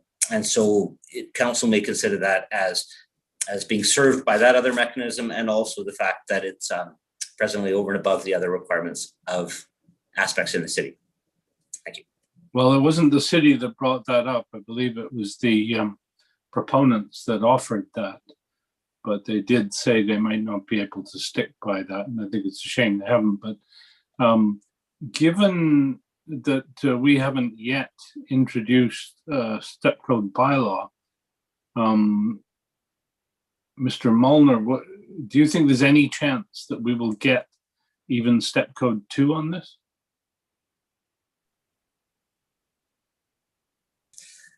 Sorry, you can see me reaching up for the mute. Through his worship to Councillor Baxter, I had a long discussion with our building department about the achievement of the step code as it relates to testing blower door conformation. And there's quite a bit of procedure in and around first indicating a step code and then meeting it. And council may choose actually to require a report from energy consultant, which could predicate certain sort of factors, such as these are the strategies that the developer could employ, or the code consultant has looked at the system and agrees that it might meet step code. I think one of the considerations for staff in raising this matter is that we wouldn't be able to confirm it until far too late down the building process without that consultant being engaged. And James Monroe might be able to better discuss about how the province may require those standards, but we could ask that consultant to provide consideration based on a design if that was council's wish, while still dealing with the requirement. I was looking for my list for my meeting with building department tonight, and I couldn't find it that quick, so you stuck with me. Okay, that's great. Thank you. I'll pursue it later. Thank you. Okay, thank you. Then I will go to Councillor Jansen next. Thank you, Your Worship. Thank you, Brent. A couple of questions. First off, I'm going to be speaking in favor of this motion. I am keen to hear what my peers have to say, but just a couple of questions. We cough up nearly 500 grand. You tell me that we only have a couple hundred left in the kitty. Can you tell me roughly on average what kind of contribution is made into that fund yearly, Brent?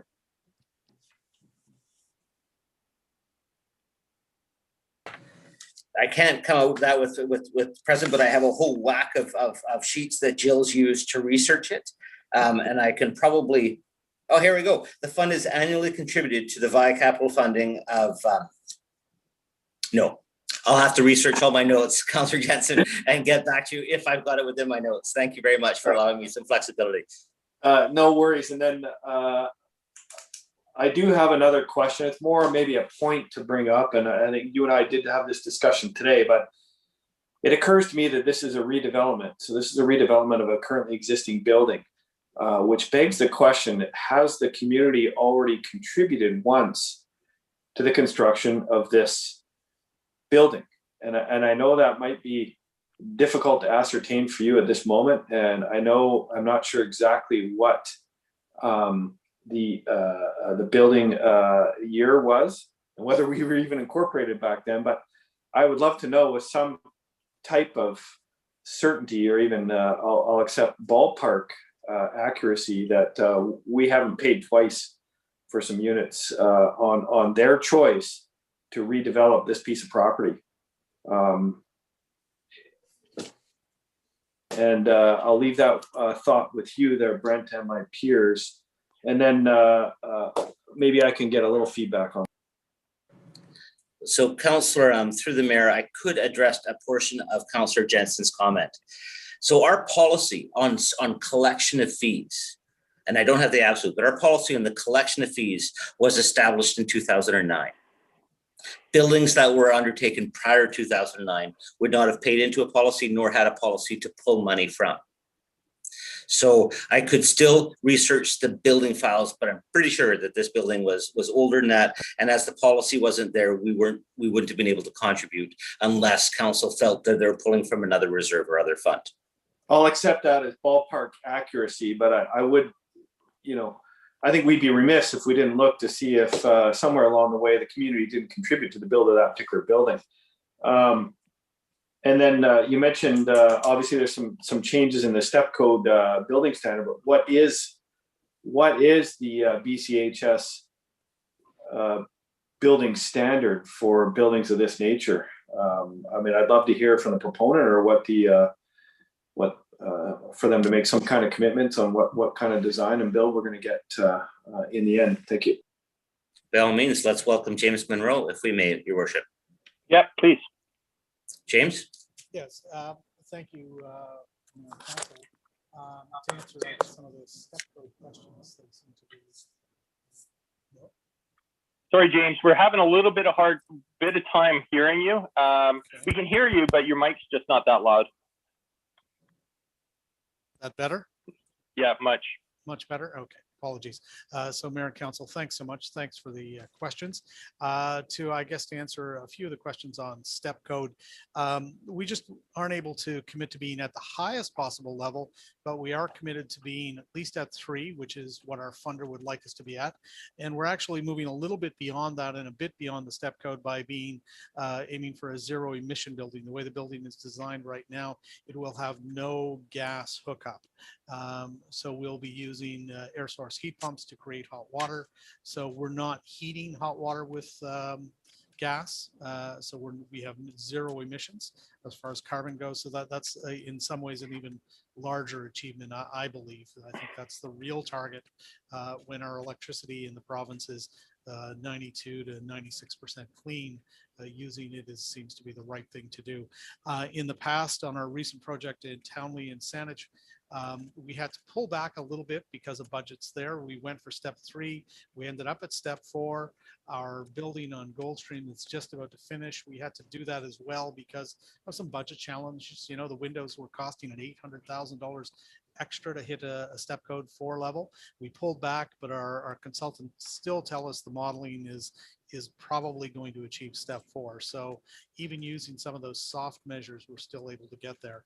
It's committing to the hard ones up front are difficult, especially when you're the first one out of the gate. We've done a few of the firsts on the island, and it's difficult to be there and say you can absolutely do it when affordability is the main goal. So hopefully that answers the question around energy and step codes. That's it for me. Thank you, Mr. Mayor, and thank you to the builder. You've made Councillor Baxter very happy. I see Mr. Earl has his hand up, so I will go to Mr. Earl. Thank you, Your Worship. Just a quick answer to Councillor Jansen's question.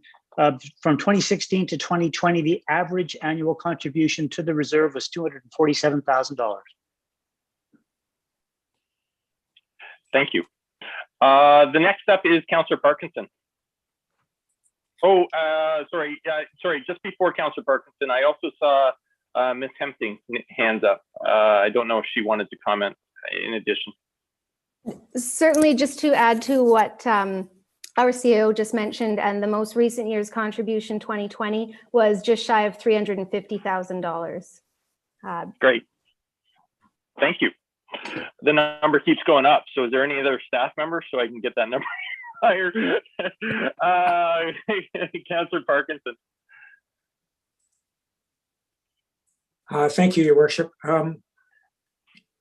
I just have real concerns about where we're spending the affordable housing money. I can't to myself justify that that $400,000 to this project is doing more in the way of creating affordable housing within our community in the way it should be created than, say, funding Habitat for Humanity to build some houses, or purchasing some townhouses to rent, or the rent, what do they call them, the rent grant programs or rent bank programs. So you know, since this program was initiated, and I think we heard 2009,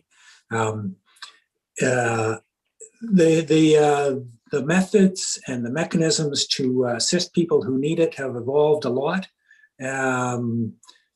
I worry that whether or not this is the right way to spend the money, and I'm disappointed to hear that the report that's coming forward is only about the supply side and not the spend side of this program. I do think it's one that we should, as a council, look at and make sure that we believe we're being as effective as we can with these funds. So I see no reason to go forward with this at this point. I'll certainly vote against it. And while I have the floor, in reading this package, I read for the first time attachment number 3, Attainable Housing Program, where it talks substantially about some very major contributions, and I just don't know what's been happening to them. For proposals involving 10 or more market units, the direct provision of 10% of units as attainable housing is required as a contribution. That's a lot of housing over the years, and it's going to be a lot more coming. Hopefully somebody can explain to me what's happened with this, how we're looking. Let's not just be excited about cash in the bank. Obviously, we should have a fair whack of affordable units being created within our community. So you've heard, I don't think it's a surprise to any of you, my concerns about this lump sum contribution. But is there anybody on staff that can address the attainable housing policy and how it's being implemented in the last 10 or 12 years since it was passed? Or maybe some old councillors who've been around, since, the ARC. Maybe a couple of you could chime in here. I'm seeing both Mr. Molnar and Mr. Borhill. I'll let you two fight it out. Who wants to speak? No, I'll mute. Thank you very much, Ian. It's all yours, Ian. Thank you, Mr. Mayor. The affordable housing policy in Colwood, and as we've called it over the years, the attainable housing policy, was something that was developed, I think it was probably 2008, 2009, and it attempted to emulate a successful program, initially successful program in Langford that had similar requirements. We had a downturn in the development scene right after it was adopted by council, and it was universally rejected by the development community in terms of it applying to not just small lot housing, which was the case in Langford, but in all new development. So that 1 in 10 rule was applied to single family, multi-family.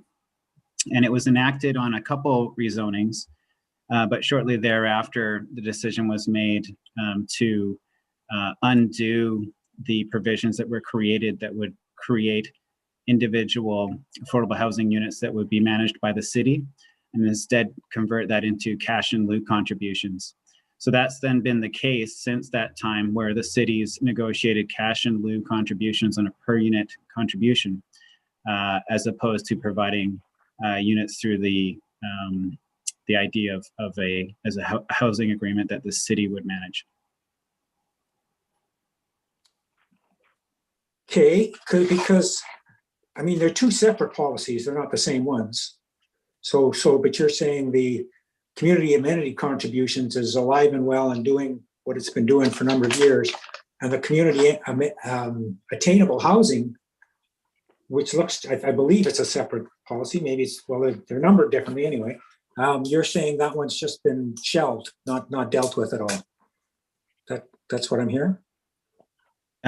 Through the mayor, essentially sorry, I misspoke at the beginning. Yes, they are two very separate policies. The attainable housing policy has not been invoked as it's stated in that document since, as I said, before my time at Colwood, but I'm guessing around 2009.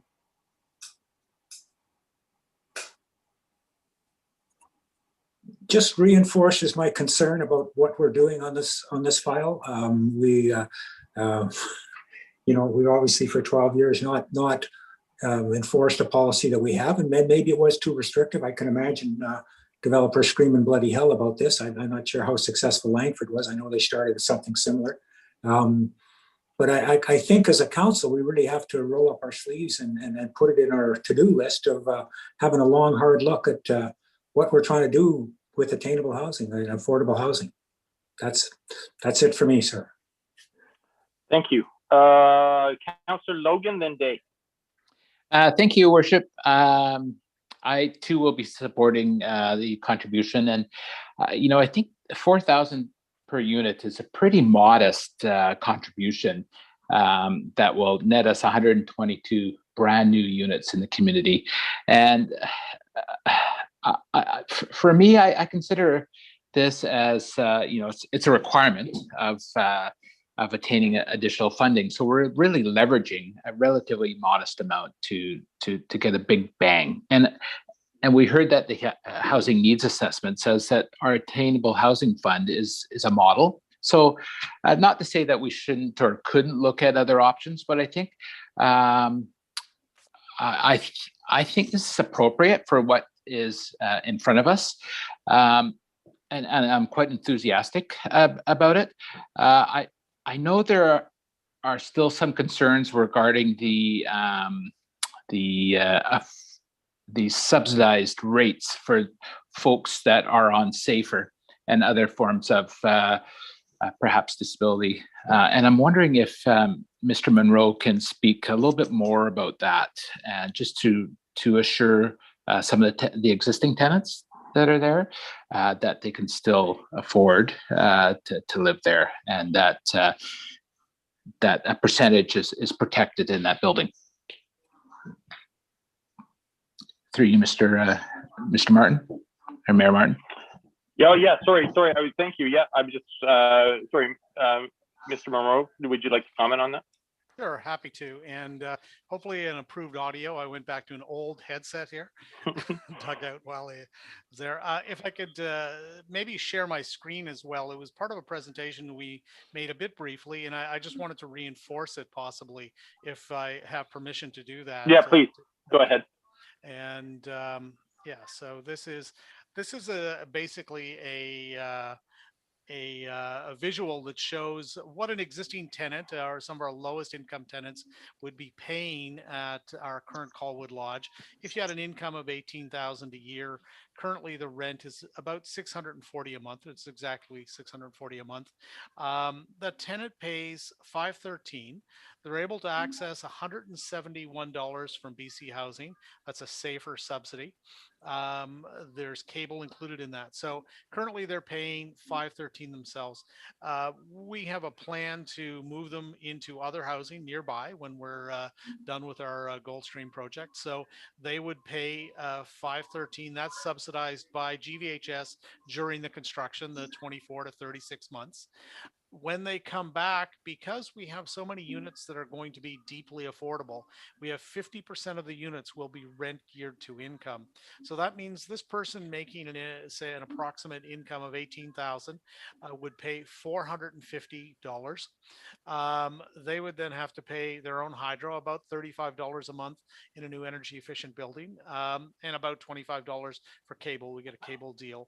So coming to about $510, they'll cycle back into a brand new unit in 3 years and be paying slightly less. And if their income has gone down, they could be paying even less, because we also have 20% of the units that are at shelter and disability rate. So 70% of the units are very affordable, Your Worship. So great, thank you. Great, I appreciate that. Thank you. Yeah, Councillor Logan, anything else? No, that's it. Thank you. Great, Councillor Day. Thank you. I've taken my video off because I was having trouble again. I just wanted to remind members, I'm in support of this application. And my reasoning is being one of the dinosaurs on council, Councillor Parkinson. When I was advocating for my community attending council and not even elected yet, I heard an awful lot about the importance of affordable housing. And at that time, a lot of the people that were speaking about the affordable housing were coming from outside of Colwood and describing the needs in the community for an affordable place to live.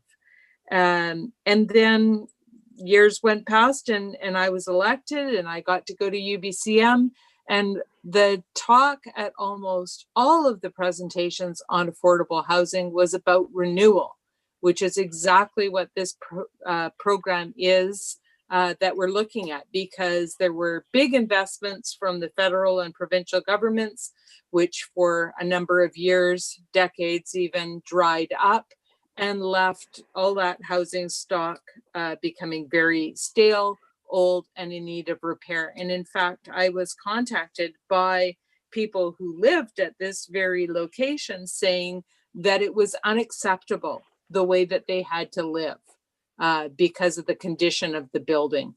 And no fault to the management of the building. They were doing the best that they could, but it was not conducive to good health.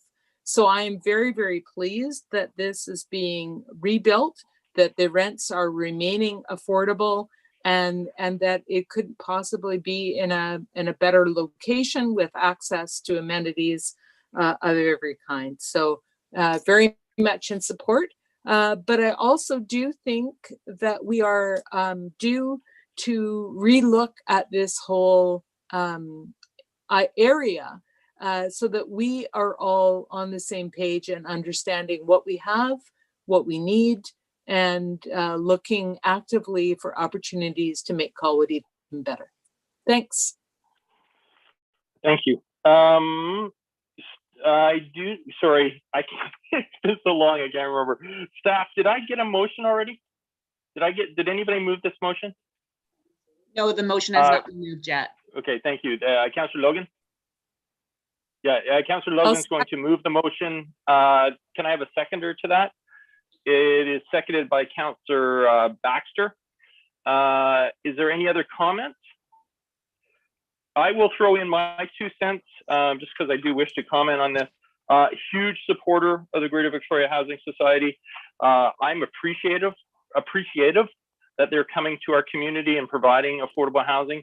Affordable housing is an intricate part of how we are successful long-term. The way this city is going to be successful long-term is ensuring that people who are earning minimum wage or earning a reduced wage still can stay in our community and can afford to live here. And if we don't continue to work towards that and providing these opportunities for those individuals, we're gonna lock them out of this community, and that's certainly not something that I aspire to. And I also will reflect Councillor Day and Councillor Logan's comment. You know, when you look at $488,000 as a lump sum, it does sound like a lot, but it is actually based on $4,000 a unit. And so we are supporting basically 122 homes and households being able to live here. And I think that's an amazing investment. I'm not seeing any other hands, so I'll call the question. Those in opposition? I'm seeing Councillor Parkinson opposes. That motion passes. Moving on then to 7.4. This is Rachel Butsky. This is a economic recovery program coordinator regarding the Colwood Economic Recovery Plan Q1 2020 Build Back Better update. Rachel, if you can keep your presentation for a couple minutes. Again, we're just sort of fighting time tonight. That'd be great. Thank you. I understand, Mayor Martin. Thank you. Good evening, Mayor and Council. Thank you for giving me the opportunity to speak to the Economic Recovery Plan Build Back Better update. At the Council meeting on 14th of December, Council resolved to make some amendments to the Economic Recovery Plan that would have implications for the Financial Plan 2021 to 2025. To assist Council's budget deliberations, staff conducted preliminary work towards setting up a business attraction strategy. City staff also recommend that the city transition the suite of emergency economic recovery plan actions targeting existing businesses into a conventional long-term approach to business retention and expansion. This 2021 initiative is intended to create a strong foundation to support our existing businesses and to attract new businesses that best match the Colwood business environment and its demographic profile. Estimated 2021 costs to implement the Mayoral Forum for Business Retention, Expansion and Attraction, BRE Forum, are $73,750. It is proposed that the COVID-19 so sorry, it's not from my end, I can assure you. Okay, you know what, Rachel, hold on 2 seconds. Let's see, I'll see if there's somebody else that's not muted. There we go. It was Gord. Thank you so much. I'll keep going. It's a short presentation, honestly. Estimated 2021 costs to implement the Mayoral Forum for Business Retention, Expansion and Attraction are $73,750. It is proposed that the COVID-19 Safe Restart for Local Governments grant be targeted to fund this 2021 costs associated with the BRE Forum. In light of the COVID-19 pandemic, the city's strategic focus is to minimize Colwood business and development failures and associated layoffs, and to protect consumer access to Colwood commercial amenities. In January 2020, unfortunately, the city lost 11 registered businesses. And in January 2021, we just saw a further decline of 48 businesses, taking the total number of registered businesses in Colwood down to 522. Our business retention and expansion program is an essential feature of successful economic development programs, and the BC Economic Development Association recommend that the majority of directed effort focus on business retention and expansion aspects of any economic development program, because it's often easier to support existing businesses already invested and embedded in the community than to attract new business investments. Business retention and expansion programs directly engage with business owners and managers to identify the challenges hindering their overall success and to work collaboratively with them to identify potential solutions. Business retention and expansion also provides information about emerging strengths and challenges facing the local economy and the business community. Business retention and expansion activities would be primarily facilitated by community planning and staff. Regarding business attraction, staff have arranged for a special meeting of the Economic Prosperity Committee scheduled on the 1st of March 2021 to hold a facilitated discussion to review best practices for business attraction and to lay out the necessary steps to identify which business sectors could be the best fit for investment attraction to Colwood. Approximately $40,000 of the proposed $73,750 budget for implementing a BRE Forum would be used to assess the top sectoral candidates for a business investment attraction. A business retention, expansion and attraction initiative led by Mayor and Council would include regular meetings with the development and investment community. These forums would be supported by staff with informational infrastructure such as sectoral analysis. For Colwood to help turn the tide on this declining trend of registered businesses, it must further promote itself as a community that includes and supports its businesses. This will build confidence that the city is committed to supporting its business community. Enhancing the Mayoral Forum for Business Attraction to include business retention and expansion initiatives would advance the strategic plan's prosperity goal to create a municipal corporate environment that supports economic development. Thank you so much for your time, and this concludes my presentation. Okay, thank you. Is there any questions for Ms. Buskey? Otherwise, I'll look for a motion. Councillor Kobayashi. Thank you very much, Your Worship. Just a quick question, Rachel. You just gave us the stats for the number of businesses that we've lost over the year here. did you benchmark that against what we've lost in the previous years? Just want to understand the real impact of the COVID situation. Sure, Councillor Kobayashi. We look back as far as back just to 2019, and that seemed to give us a peak of 581 businesses. I haven't had access to the stats that go beyond that. Okay, thank you. Yeah, it just, I know businesses come and go and you gain some and you lose some, but I just wanted to understand that impact. But if you don't have the numbers, you don't have the numbers. Okay, thank you. Well, Councillor Kobayashi, I think what I heard from Rachel was that the number of net businesses has been constantly escalating up, and 2020 was the first time that that number was a net negative. And staff can correct me if I'm wrong with what I heard. Through the chair, Mayor Martin, my understanding is that we reached a peak of 581 businesses in 2019, and for the past 2 years have both had a decline in business numbers, the most recent decline this year being 48, so that's quite high. So we're starting to see what we might eventuate as a trend, but 2 years worth of declining numbers probably doesn't equate to a trend as such, but it's going that way. Thank you. Councillor Day. Thank you. I'm just, I understand the funding is coming from the grant, but what are we spending the money on? Is that for actual assistance to businesses, or is that for staff time to hear from businesses?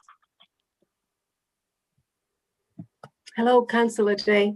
The $40,000 proposed, it would be for an external consultancy with a specialism in economic development to undertake a sectoral analysis to look at what are our strong sectors in Colwood and how would they be complemented with different sectors coming into the community. So really to look at the sectoral analysis, which would support the mayoral forum for business attraction. And then the $23,750 would be for staff time for business retention and expansion activities through 2021.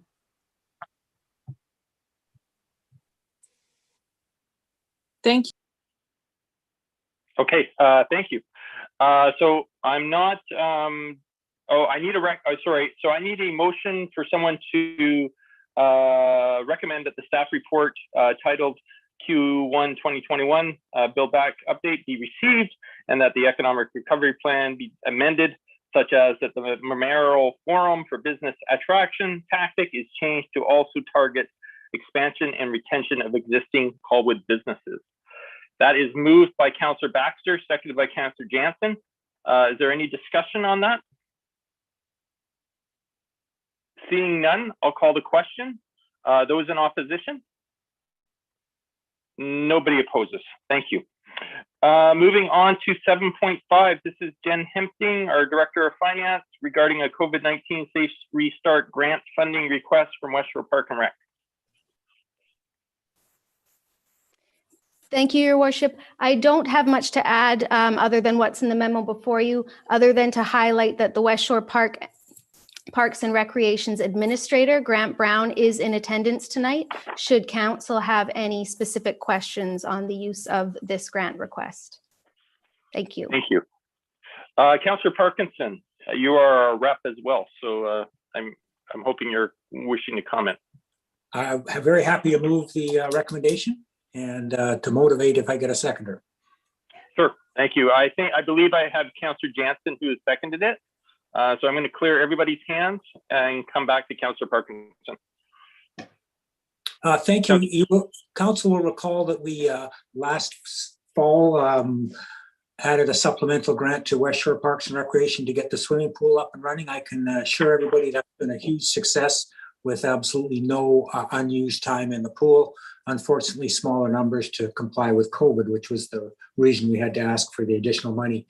What this money is looking for is primarily summer park programs, perhaps a little bit of the sanitation costs, and getting some staff to come back to work. I can assure council that the initial assessment of the overall request was going to be about in the order of $720,000, and after review at the West Shore Parks and Rec Board, it was whittled down to the total of $372,000. Colwood's share is roughly $80,000, and all other members of the West Shore Parks and Recreation have approved this supplemental grant.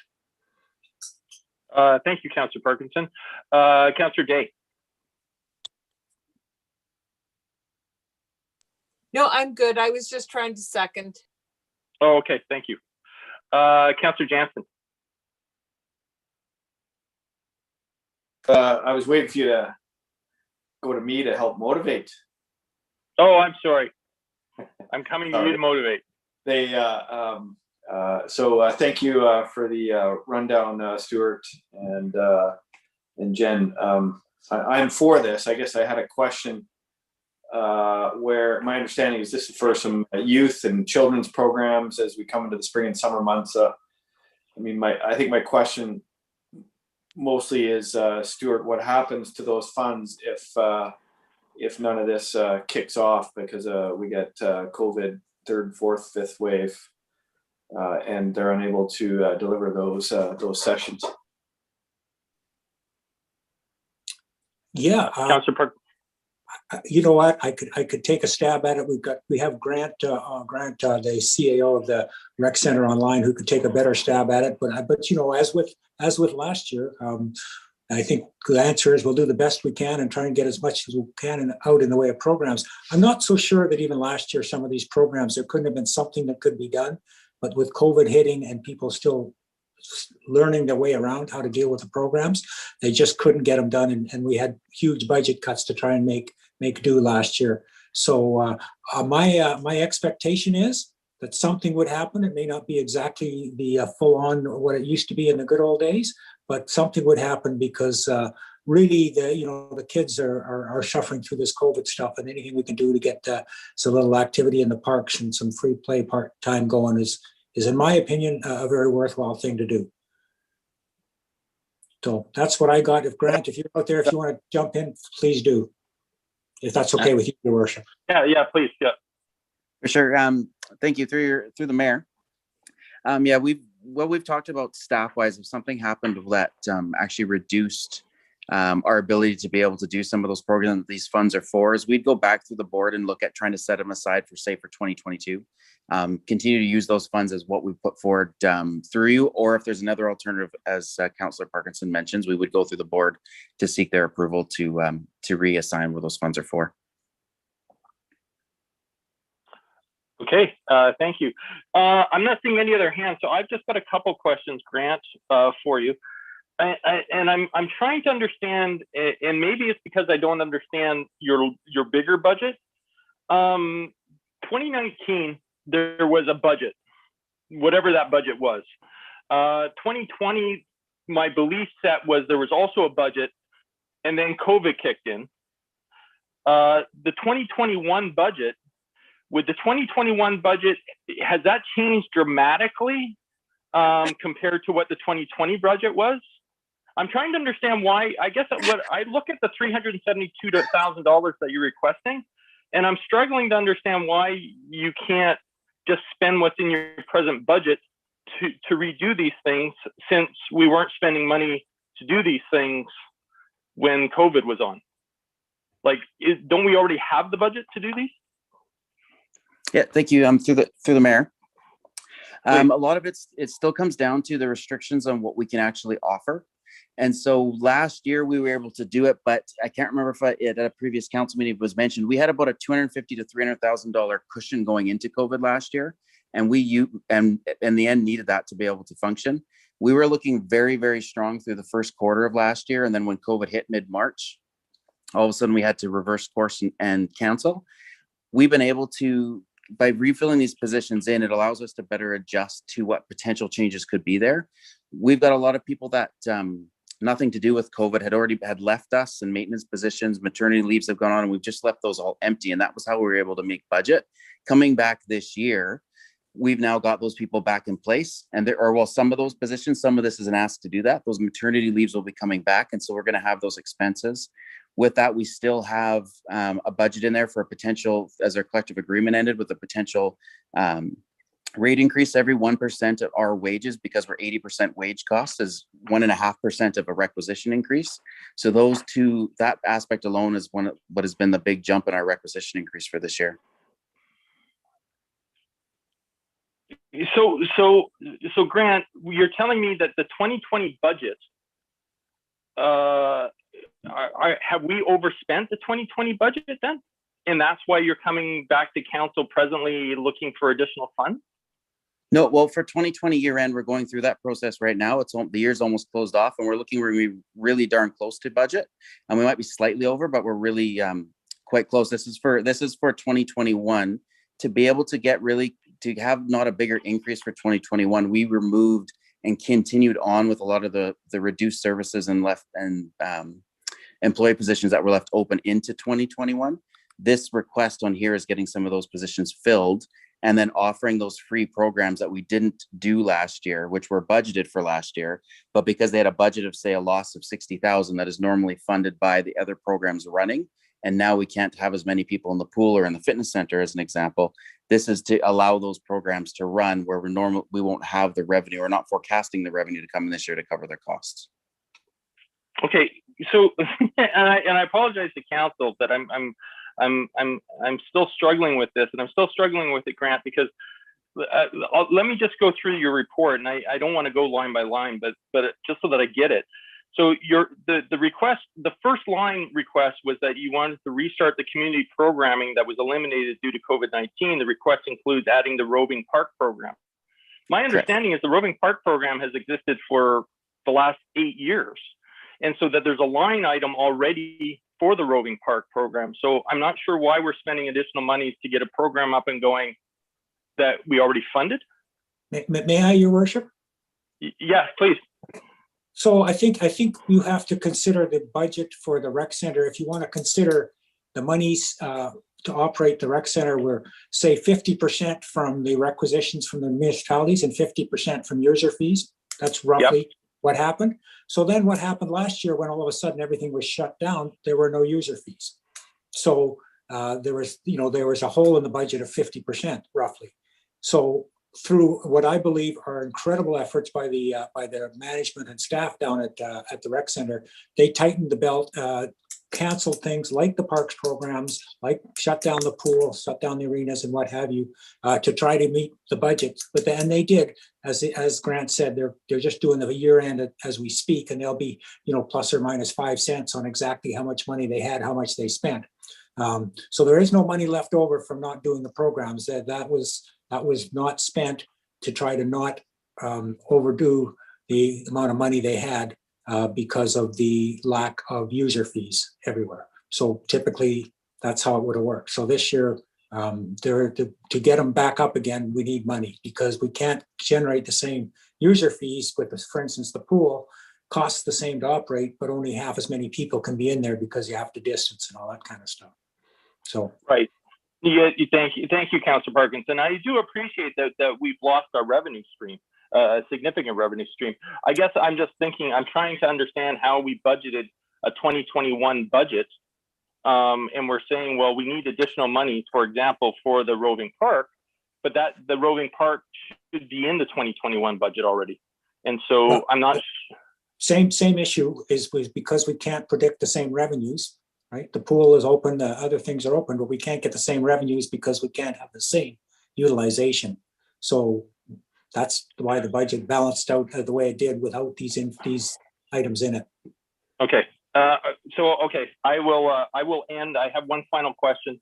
So why are we doing it this way? That we're looking for a one-time grant and it not being addressed through the 2021 budget?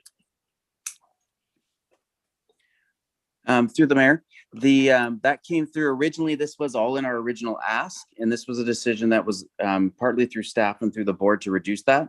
That came down to, as you, I believe, next week actually going to be deliberating or the first seeing our ask for 2021, which is already a 3.9% increase.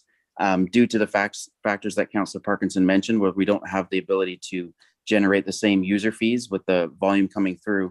So this was a way to reduce. If we put this ask into there, the value of this would increase us to a roughly a 7% increase for the year. And they were just felt that would not be something that would get passed through our budget deliberations through the owner. So give us a one-time ask to be able to get us going for this year. And then this is all still with the planning that at some point in the fall, we're going to get back to the ability to offer what we used to, and then we'll start to see the numbers start coming back through. And I just wanted to mention the, yes, in the past, the programs such as the Roving Play Park were included. That was actually cut from our budget for 2021 to get it down to the 3.9. So we don't, right as it stands right now, we do not have that program in our budget to run for 2021. Okay, thank you. I will go to Councillor Kobayashi. Councillor Kobayashi. I think I was going to answer your question because I looked over the numbers here, Mayor Martin. It's very clear what's going on here. It is a revenue shortfall. And so basically, it's not more expense. It's actually an expense to pay the revenue. So you're actually fulfilling the revenue shortfall here. So it was clear to me. But I guess my question to Mr. Brown is, the monies that we all got through this, through the provincial government, because this is hopefully is going to be a one-time cost. So I wouldn't like to see, I think, can we not use that money that we got as the grant to fulfill these shortfalls instead of doing increase? Well, I guess the natural operating cost increase for salaries going up would be part of the budget process, but anything that is a shortfall in revenue due to loss of revenue, to me, is what that money was designed for, reading the regulation. So I don't know where your head is on that. And you might have accounted for it that way, Mr. Brown. I'm not too sure. Yeah, yes, through the mayor, that is basically what we're looking at is our, as you mentioned, the revenues are down. And these are in essence, it's shortfalls. We're showing is to cover the cost, but in essence, it's the revenue that we're missing from the pool, as an example, is what would have covered this cost in the past, and that's what we're looking for. Okay, great, thank you. I'm not seeing any other hands. I'm just giving a second. Oh, Councillor Day. I will move the recommendation. Thank you. I think I had that already. I think Councillor Parkinson and Jansen already moved it. But that's great. I will call the question. Those in opposition? Nobody opposes. Moving on to 7.6. This is our Chief Administrative Officer regarding the 2021 tax and expense benchmarks. Mr. Earl. Thank you, Your Worship. With your permission, I will share my screen. Please.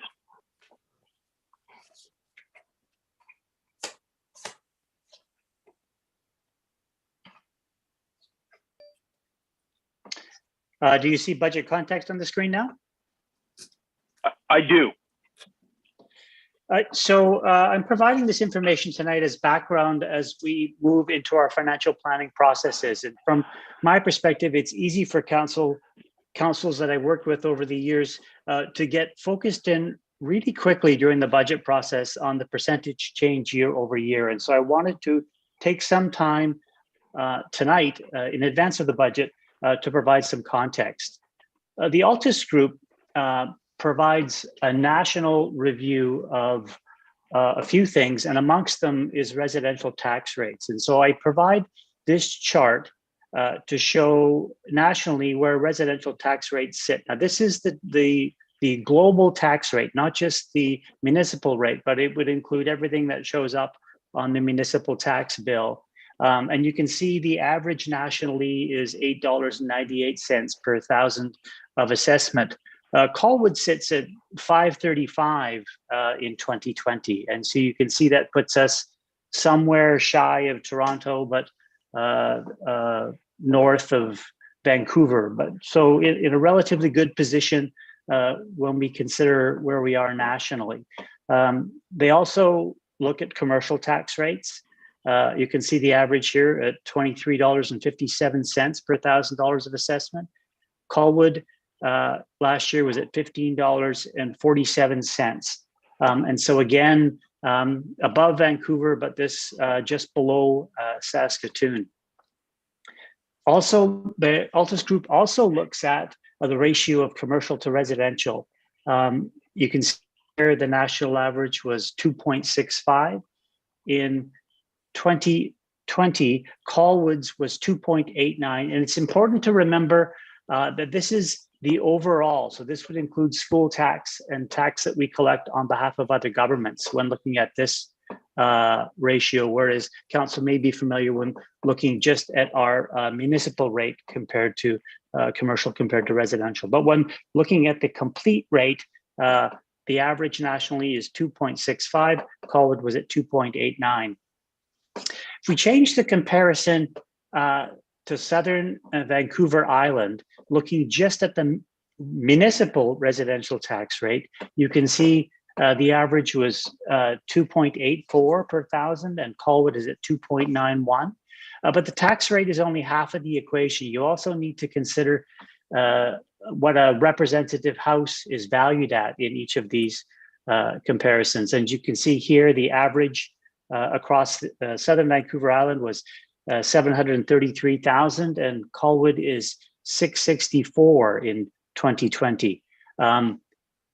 When you then look at the total taxes and fees for a representative house across Southern Vancouver Island, you can see there at just over $4,329, with Colwood being at $3,833. So substantially below average when we look at the total taxes and fees for a representative house.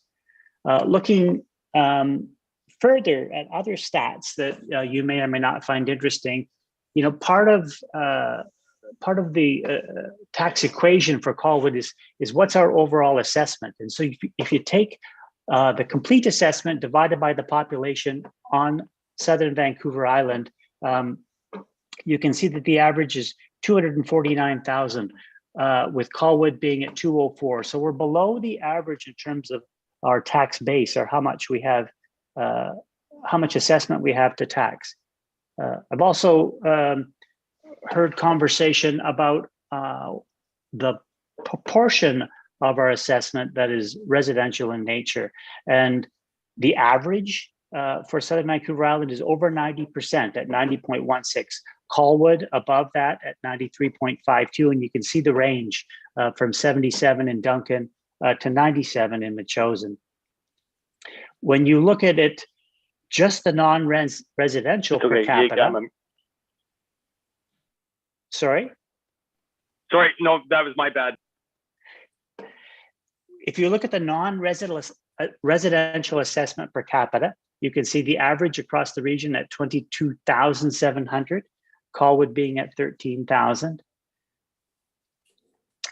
Or if you look at by hectare, the average is 4.5 million by hectare, with Colwood at 2.5 million, with a high in Victoria at 22.5 million per hectare in assessment, compared to Metchosin at 196. And then those same numbers again in non-residential assessment, from a high at 4.7 million in Victoria to a low in Metchosin of 4,000, Colwood being at 161,000, with the average at 625,000. Another stat that I find interesting is kind of the rate and pace of change of assessed value. When you look at the construction value per capita, average for the region just over 3,000. Colwood is up at 8, only below Langford, which is over 10, comparing to a low in Duncan of $300. Moving to expenses, if we take a look at all of the municipal expenses and divide by the number of people in the municipality, and for this particular chart here, I've removed solid waste expenses and water expenses, because not every municipality in the region offers those services. And so taking a look at all of the expenses divided by the people, you can see the average is 1,339 spend per capita, whereas Colwood is 1,158. Here are the solid waste expenses, Colwood at 13 with the average at 48. The water, average at 172, Colwood at 0. Protective services, we are below average at 329 compared to an average at 342. High in Victoria of 807, low in Duncan at 133. Development services, average 48. Colwood were at 86, but it's important to remember that these are all of our expenses and not just tax revenues. And the vast majority of our development expenses are covered off by fees such as building permit and development permit, for example. And so the above average expense per capita here, you see relates to our above average construction value per capita. When we look at our transportation and transit costs, we're below average at 157 compared to an average of 163. Interestingly, Langford at 403. And what that tells me, and what these charts don't tell you, is that it's difficult to understand whether this is an apples to apples comparison. This data is taken from Civic Info BC as reported by municipalities to that organization. And it's hard to understand at times what each municipality puts or allocates into those expense buckets. And so this information is reported and publicly available, and I'm providing it to you here today for your context. But if you wanted to do a true benchmarking, apples to apples comparison, we would need to spend more time with these municipalities and understanding how they allocate expenses across these various classes. But I do find the information interesting in providing perspective as we move into budget process. Looking at Parks and Rec, average 272 per capita. We are at 212 with a high of 639 in Oak Bay. Sewer, average at 94, we are at 44. Now, interestingly, this is per capita. As council is aware, we do not currently provide sewer connection to all of our municipalities. And if we were to instead divide these sewer services by sewer users, I think that we would be showing an above average cost. Amortization per capita, average of 229. Colwood's number is 143. And the last category is general government expenses per capita with an average of 191 and a Colwood comparison of 166.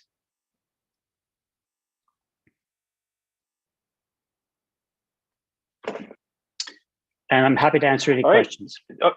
Yeah, thank you, Mr. Earl. Actually, I found that really interesting. I have Councillor Day, then Jansen, then Kobayashi. Councillor Day. Thank you.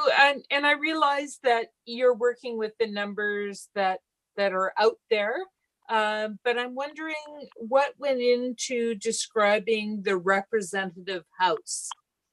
Because, for example, you pointed out the sewer costs. If your representative house was on sewer or not on sewer, your costs are very different. You make an excellent point. I don't have that answer. I could certainly inquire with Civic Info how they determined that number. There are a couple of different approaches, but if council is desirous, I am happy to research that further. Great, thanks. Councillor Jansen.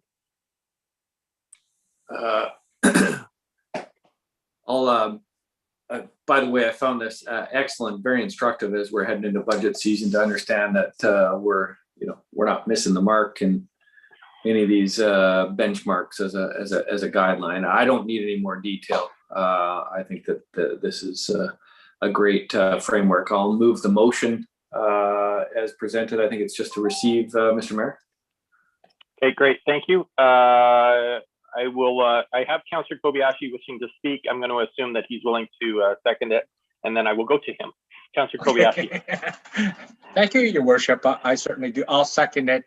I have the same question as Councillor Day, and I would like follow up on that because it's really interesting. The numbers were really interesting. So, Robert, I just want to make sure I'm clear in my own head. Was this prepared by a consultant? Is the Altus people or the people that produced all these numbers? The first three charts were prepared by the Altus Group, and those were the ones where you saw national comparison. Okay. The remaining charts were prepared internally at the City of Colwood. Okay, got it now. Yeah, because it's just, you're right. It's interesting, but there's nothing you can hang your hat on because the numbers are not normalized, and so there's some filtering that is required in it. I did something similar to this 2 years ago, to tell you the truth, and found out that, oh boy, you got to watch this city because they throw this in it and they throw this in it, and you go, oh my God. So it was just a task. It's just an undaunting task, so a very daunting task, I should say. So it's interesting, but like I said before, it's without it being properly normalized, it's pretty hard to hang your hat on it. Thank you. Councillor Parkinson.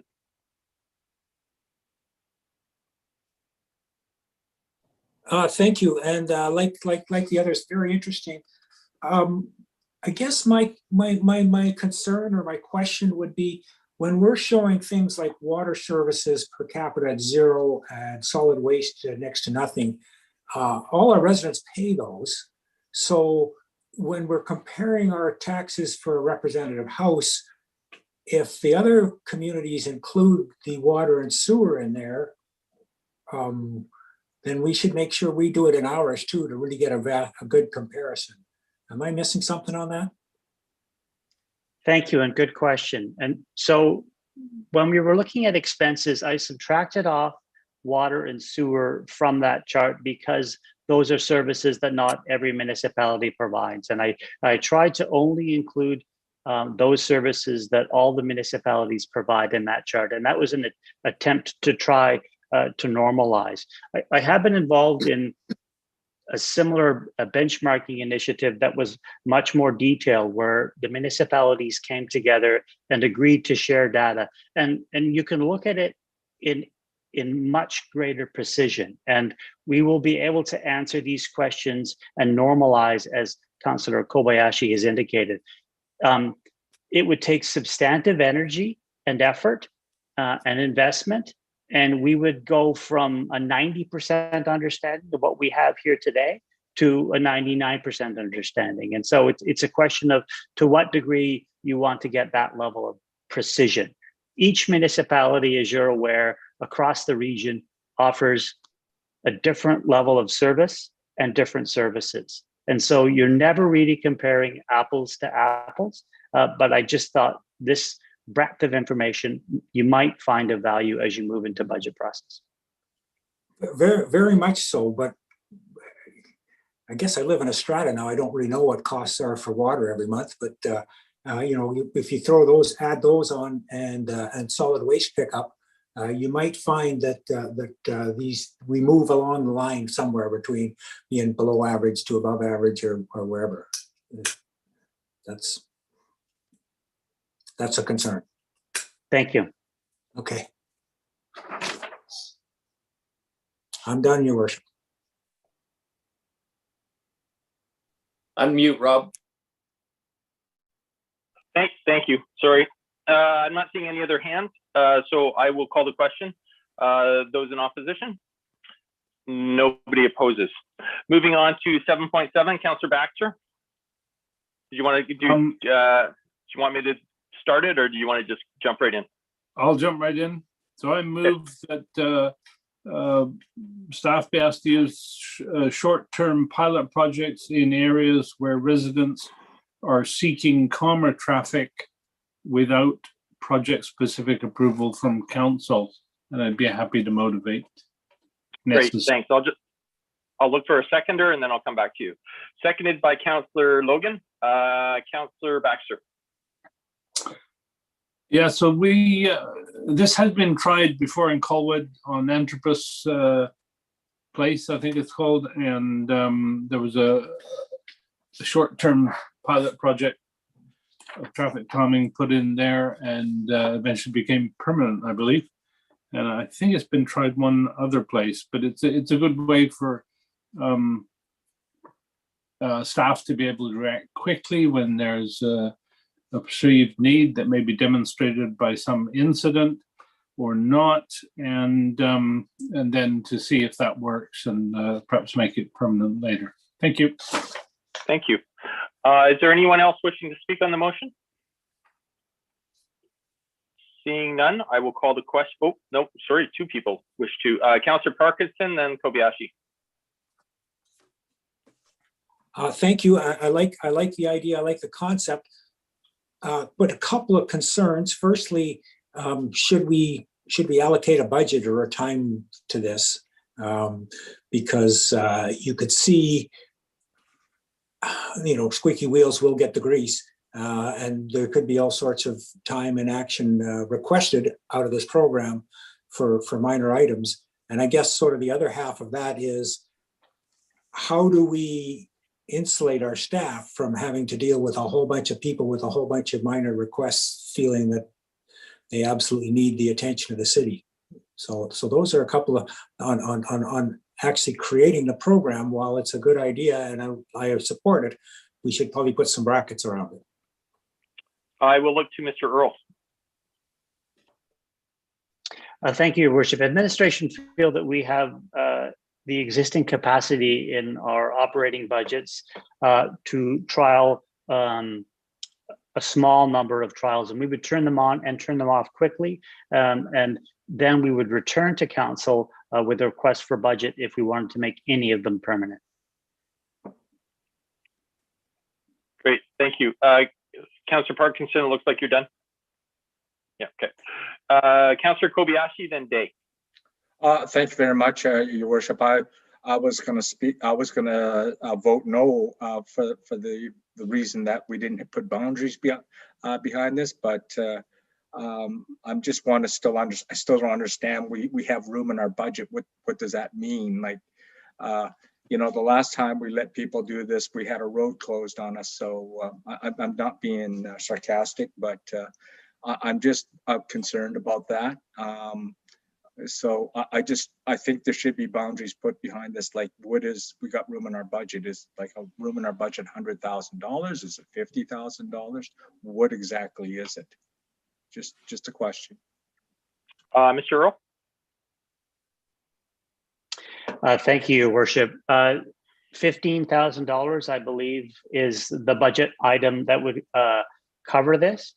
This is fundamentally would primarily be labor to erect and take down signage, to install and remove implements in the roadway. Certainly, administration would not be closing a roadway without deep community and council consultation.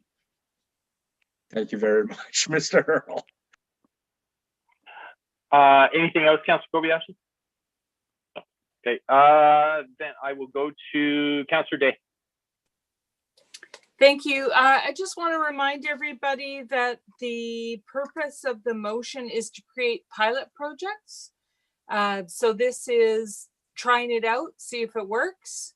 And the other part that I think is important is that I much prefer this method of trying something on the ground and see if it works, as opposed to what we tried to imagine before was to create a policy so everybody would get treated the same. And then, of course, every neighborhood that had a traffic issue was putting up their hand. And in the end, what happened was that policy created exactly zero efforts to do anything about the problems that were identified to us. So it was very frustrating, both for the public, because they had to fight so hard to even get something tried, and very frustrating for us because we're trying to imagine every possibility and create a policy to cover it. And in the end, it didn't work. So I am in favor of trying this out. And if it doesn't work, we can refine it or we can abandon it. Thanks. Thank you. I'm not seeing any other hands, so I will call the question. Those in opposition, please raise your hands. Nobody opposes. Moving on to 7.8. 7.8 is a notice of motion. So Councillor Jansen has made a request that the 2021 spring cleanup. So that so this is the first time we're doing this, Council. So I'm just letting you know that this is how this would work. So Councillor Jansen has put us on notice. And so on March 8th, Councillor Jansen will be speaking that the 2021, or will be making a motion that the 2021 spring cleanup be scheduled for one or more Saturdays in April. There's no comments on that this evening. That's just a notice. 7.9 is also a notice from Councillor Jansen, and this will also be discussed on March 8th. And the motion that he's moving forward is that the improvements be undertaken to Lookout Lake Park in the spring of 2021. That includes the following: sand added to the swimming area, additional seating or public or picnic tables, and a change facilities. So we will be discussing both of those March 8th. And again, I think this is wonderful that Councillor Jansen did this. And if other councillors have anything they want to add similar to this, it's a great way to move forward on that. Councillor Parkinson, you had a question? I did. I just wondered what the process was. Would there be a staff report now that came with this motion, or would that follow the motion, assuming it got passed? Yeah, I will go to Mr. Earl. Mr. Earl. Thank you, Your Worship. No staff report will be generated at this juncture until such time that council directs us to do so. Now that we're aware, as the public is aware, that these will be debated at the next meeting, administration will have the right team members there should a quick question come up that we're capable of answering. But we would need a majority of council to direct us to move forward with either of these two items, including the generation of a staff report. Thank you. Okay. So saying that, and that was a good question, Councillor Parkinson. Saying that, 7.10 now, this is an amendment in regards to the maximum non-residential in Latoria South. And it is a recommendation from the February 1st Committee of the Whole meeting. I will go to staff for a quick comment. Staff. Thank you, Your Worship. Can you hear me? Yep, go ahead. Okay. So this is an amendment to the CD 28 zone for Latoria South that was considered by Committee of the Whole at their last meeting. Essentially, based on the request from Gablecraft to exclude healthcare facilities from the 40,000 square meter cap. Since the Committee of the Whole meeting, Gablecraft has also requested that congregate care be excluded from the 2,100 dwelling cap. And accordingly, the bylaw that you have in front of you tonight for first and second reading includes both those requests. Okay, so staff, I'm looking at the motion that is at 7.10. So we will need new wording, will I not, to move that motion forward? To include congregate care? Your Worship, not necessarily. If council chooses to give first and second reading to the bylaw as before you, that would be sufficient. Okay. Councillor Day. I just have a question about the congregate care. Yeah, go ahead. Can you just explain what the definition of congregate care is? Certainly, through you, Your Worship, congregate care in the city's land use bylaw is essentially a self-contained dwelling unit, but there is also care provided within the building. So that could be a dining room facility, it could be medical care, but each occupant would have their own apartment with some kind of cooking facilities. Okay, so I'm having a hard time with that being added on because there are a number of private care homes that are targeting younger, more capable people who choose to locate there, and you could have a significant number of buildings that were dedicated to that, and we would have nothing that envisioned them, and it wouldn't have been considered. Sorry, Councillor Day, is that a question or is that just your comment? It's a question. How do we, we have basically tripled the densities in Royal Bay, and now we're getting a laundry list of things that won't be counted.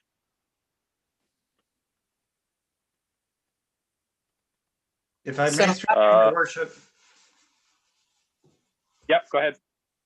So just to give council some context, when the CD28 zone was originally considered by council as part of the zoning amendment for Latoria South, the intention primarily was that the 2100 dwelling cap was really meant to put a limit on unit types such as condominiums and townhouses. Now that we're sort of progressing through the project, we're realizing there's some more fine-grained nuances in the zoning, such as the healthcare facility and also now the congregate care. And for that reason, that staff have considered that the intent of the 2100 dwelling cap is still being met by excluding congregate care.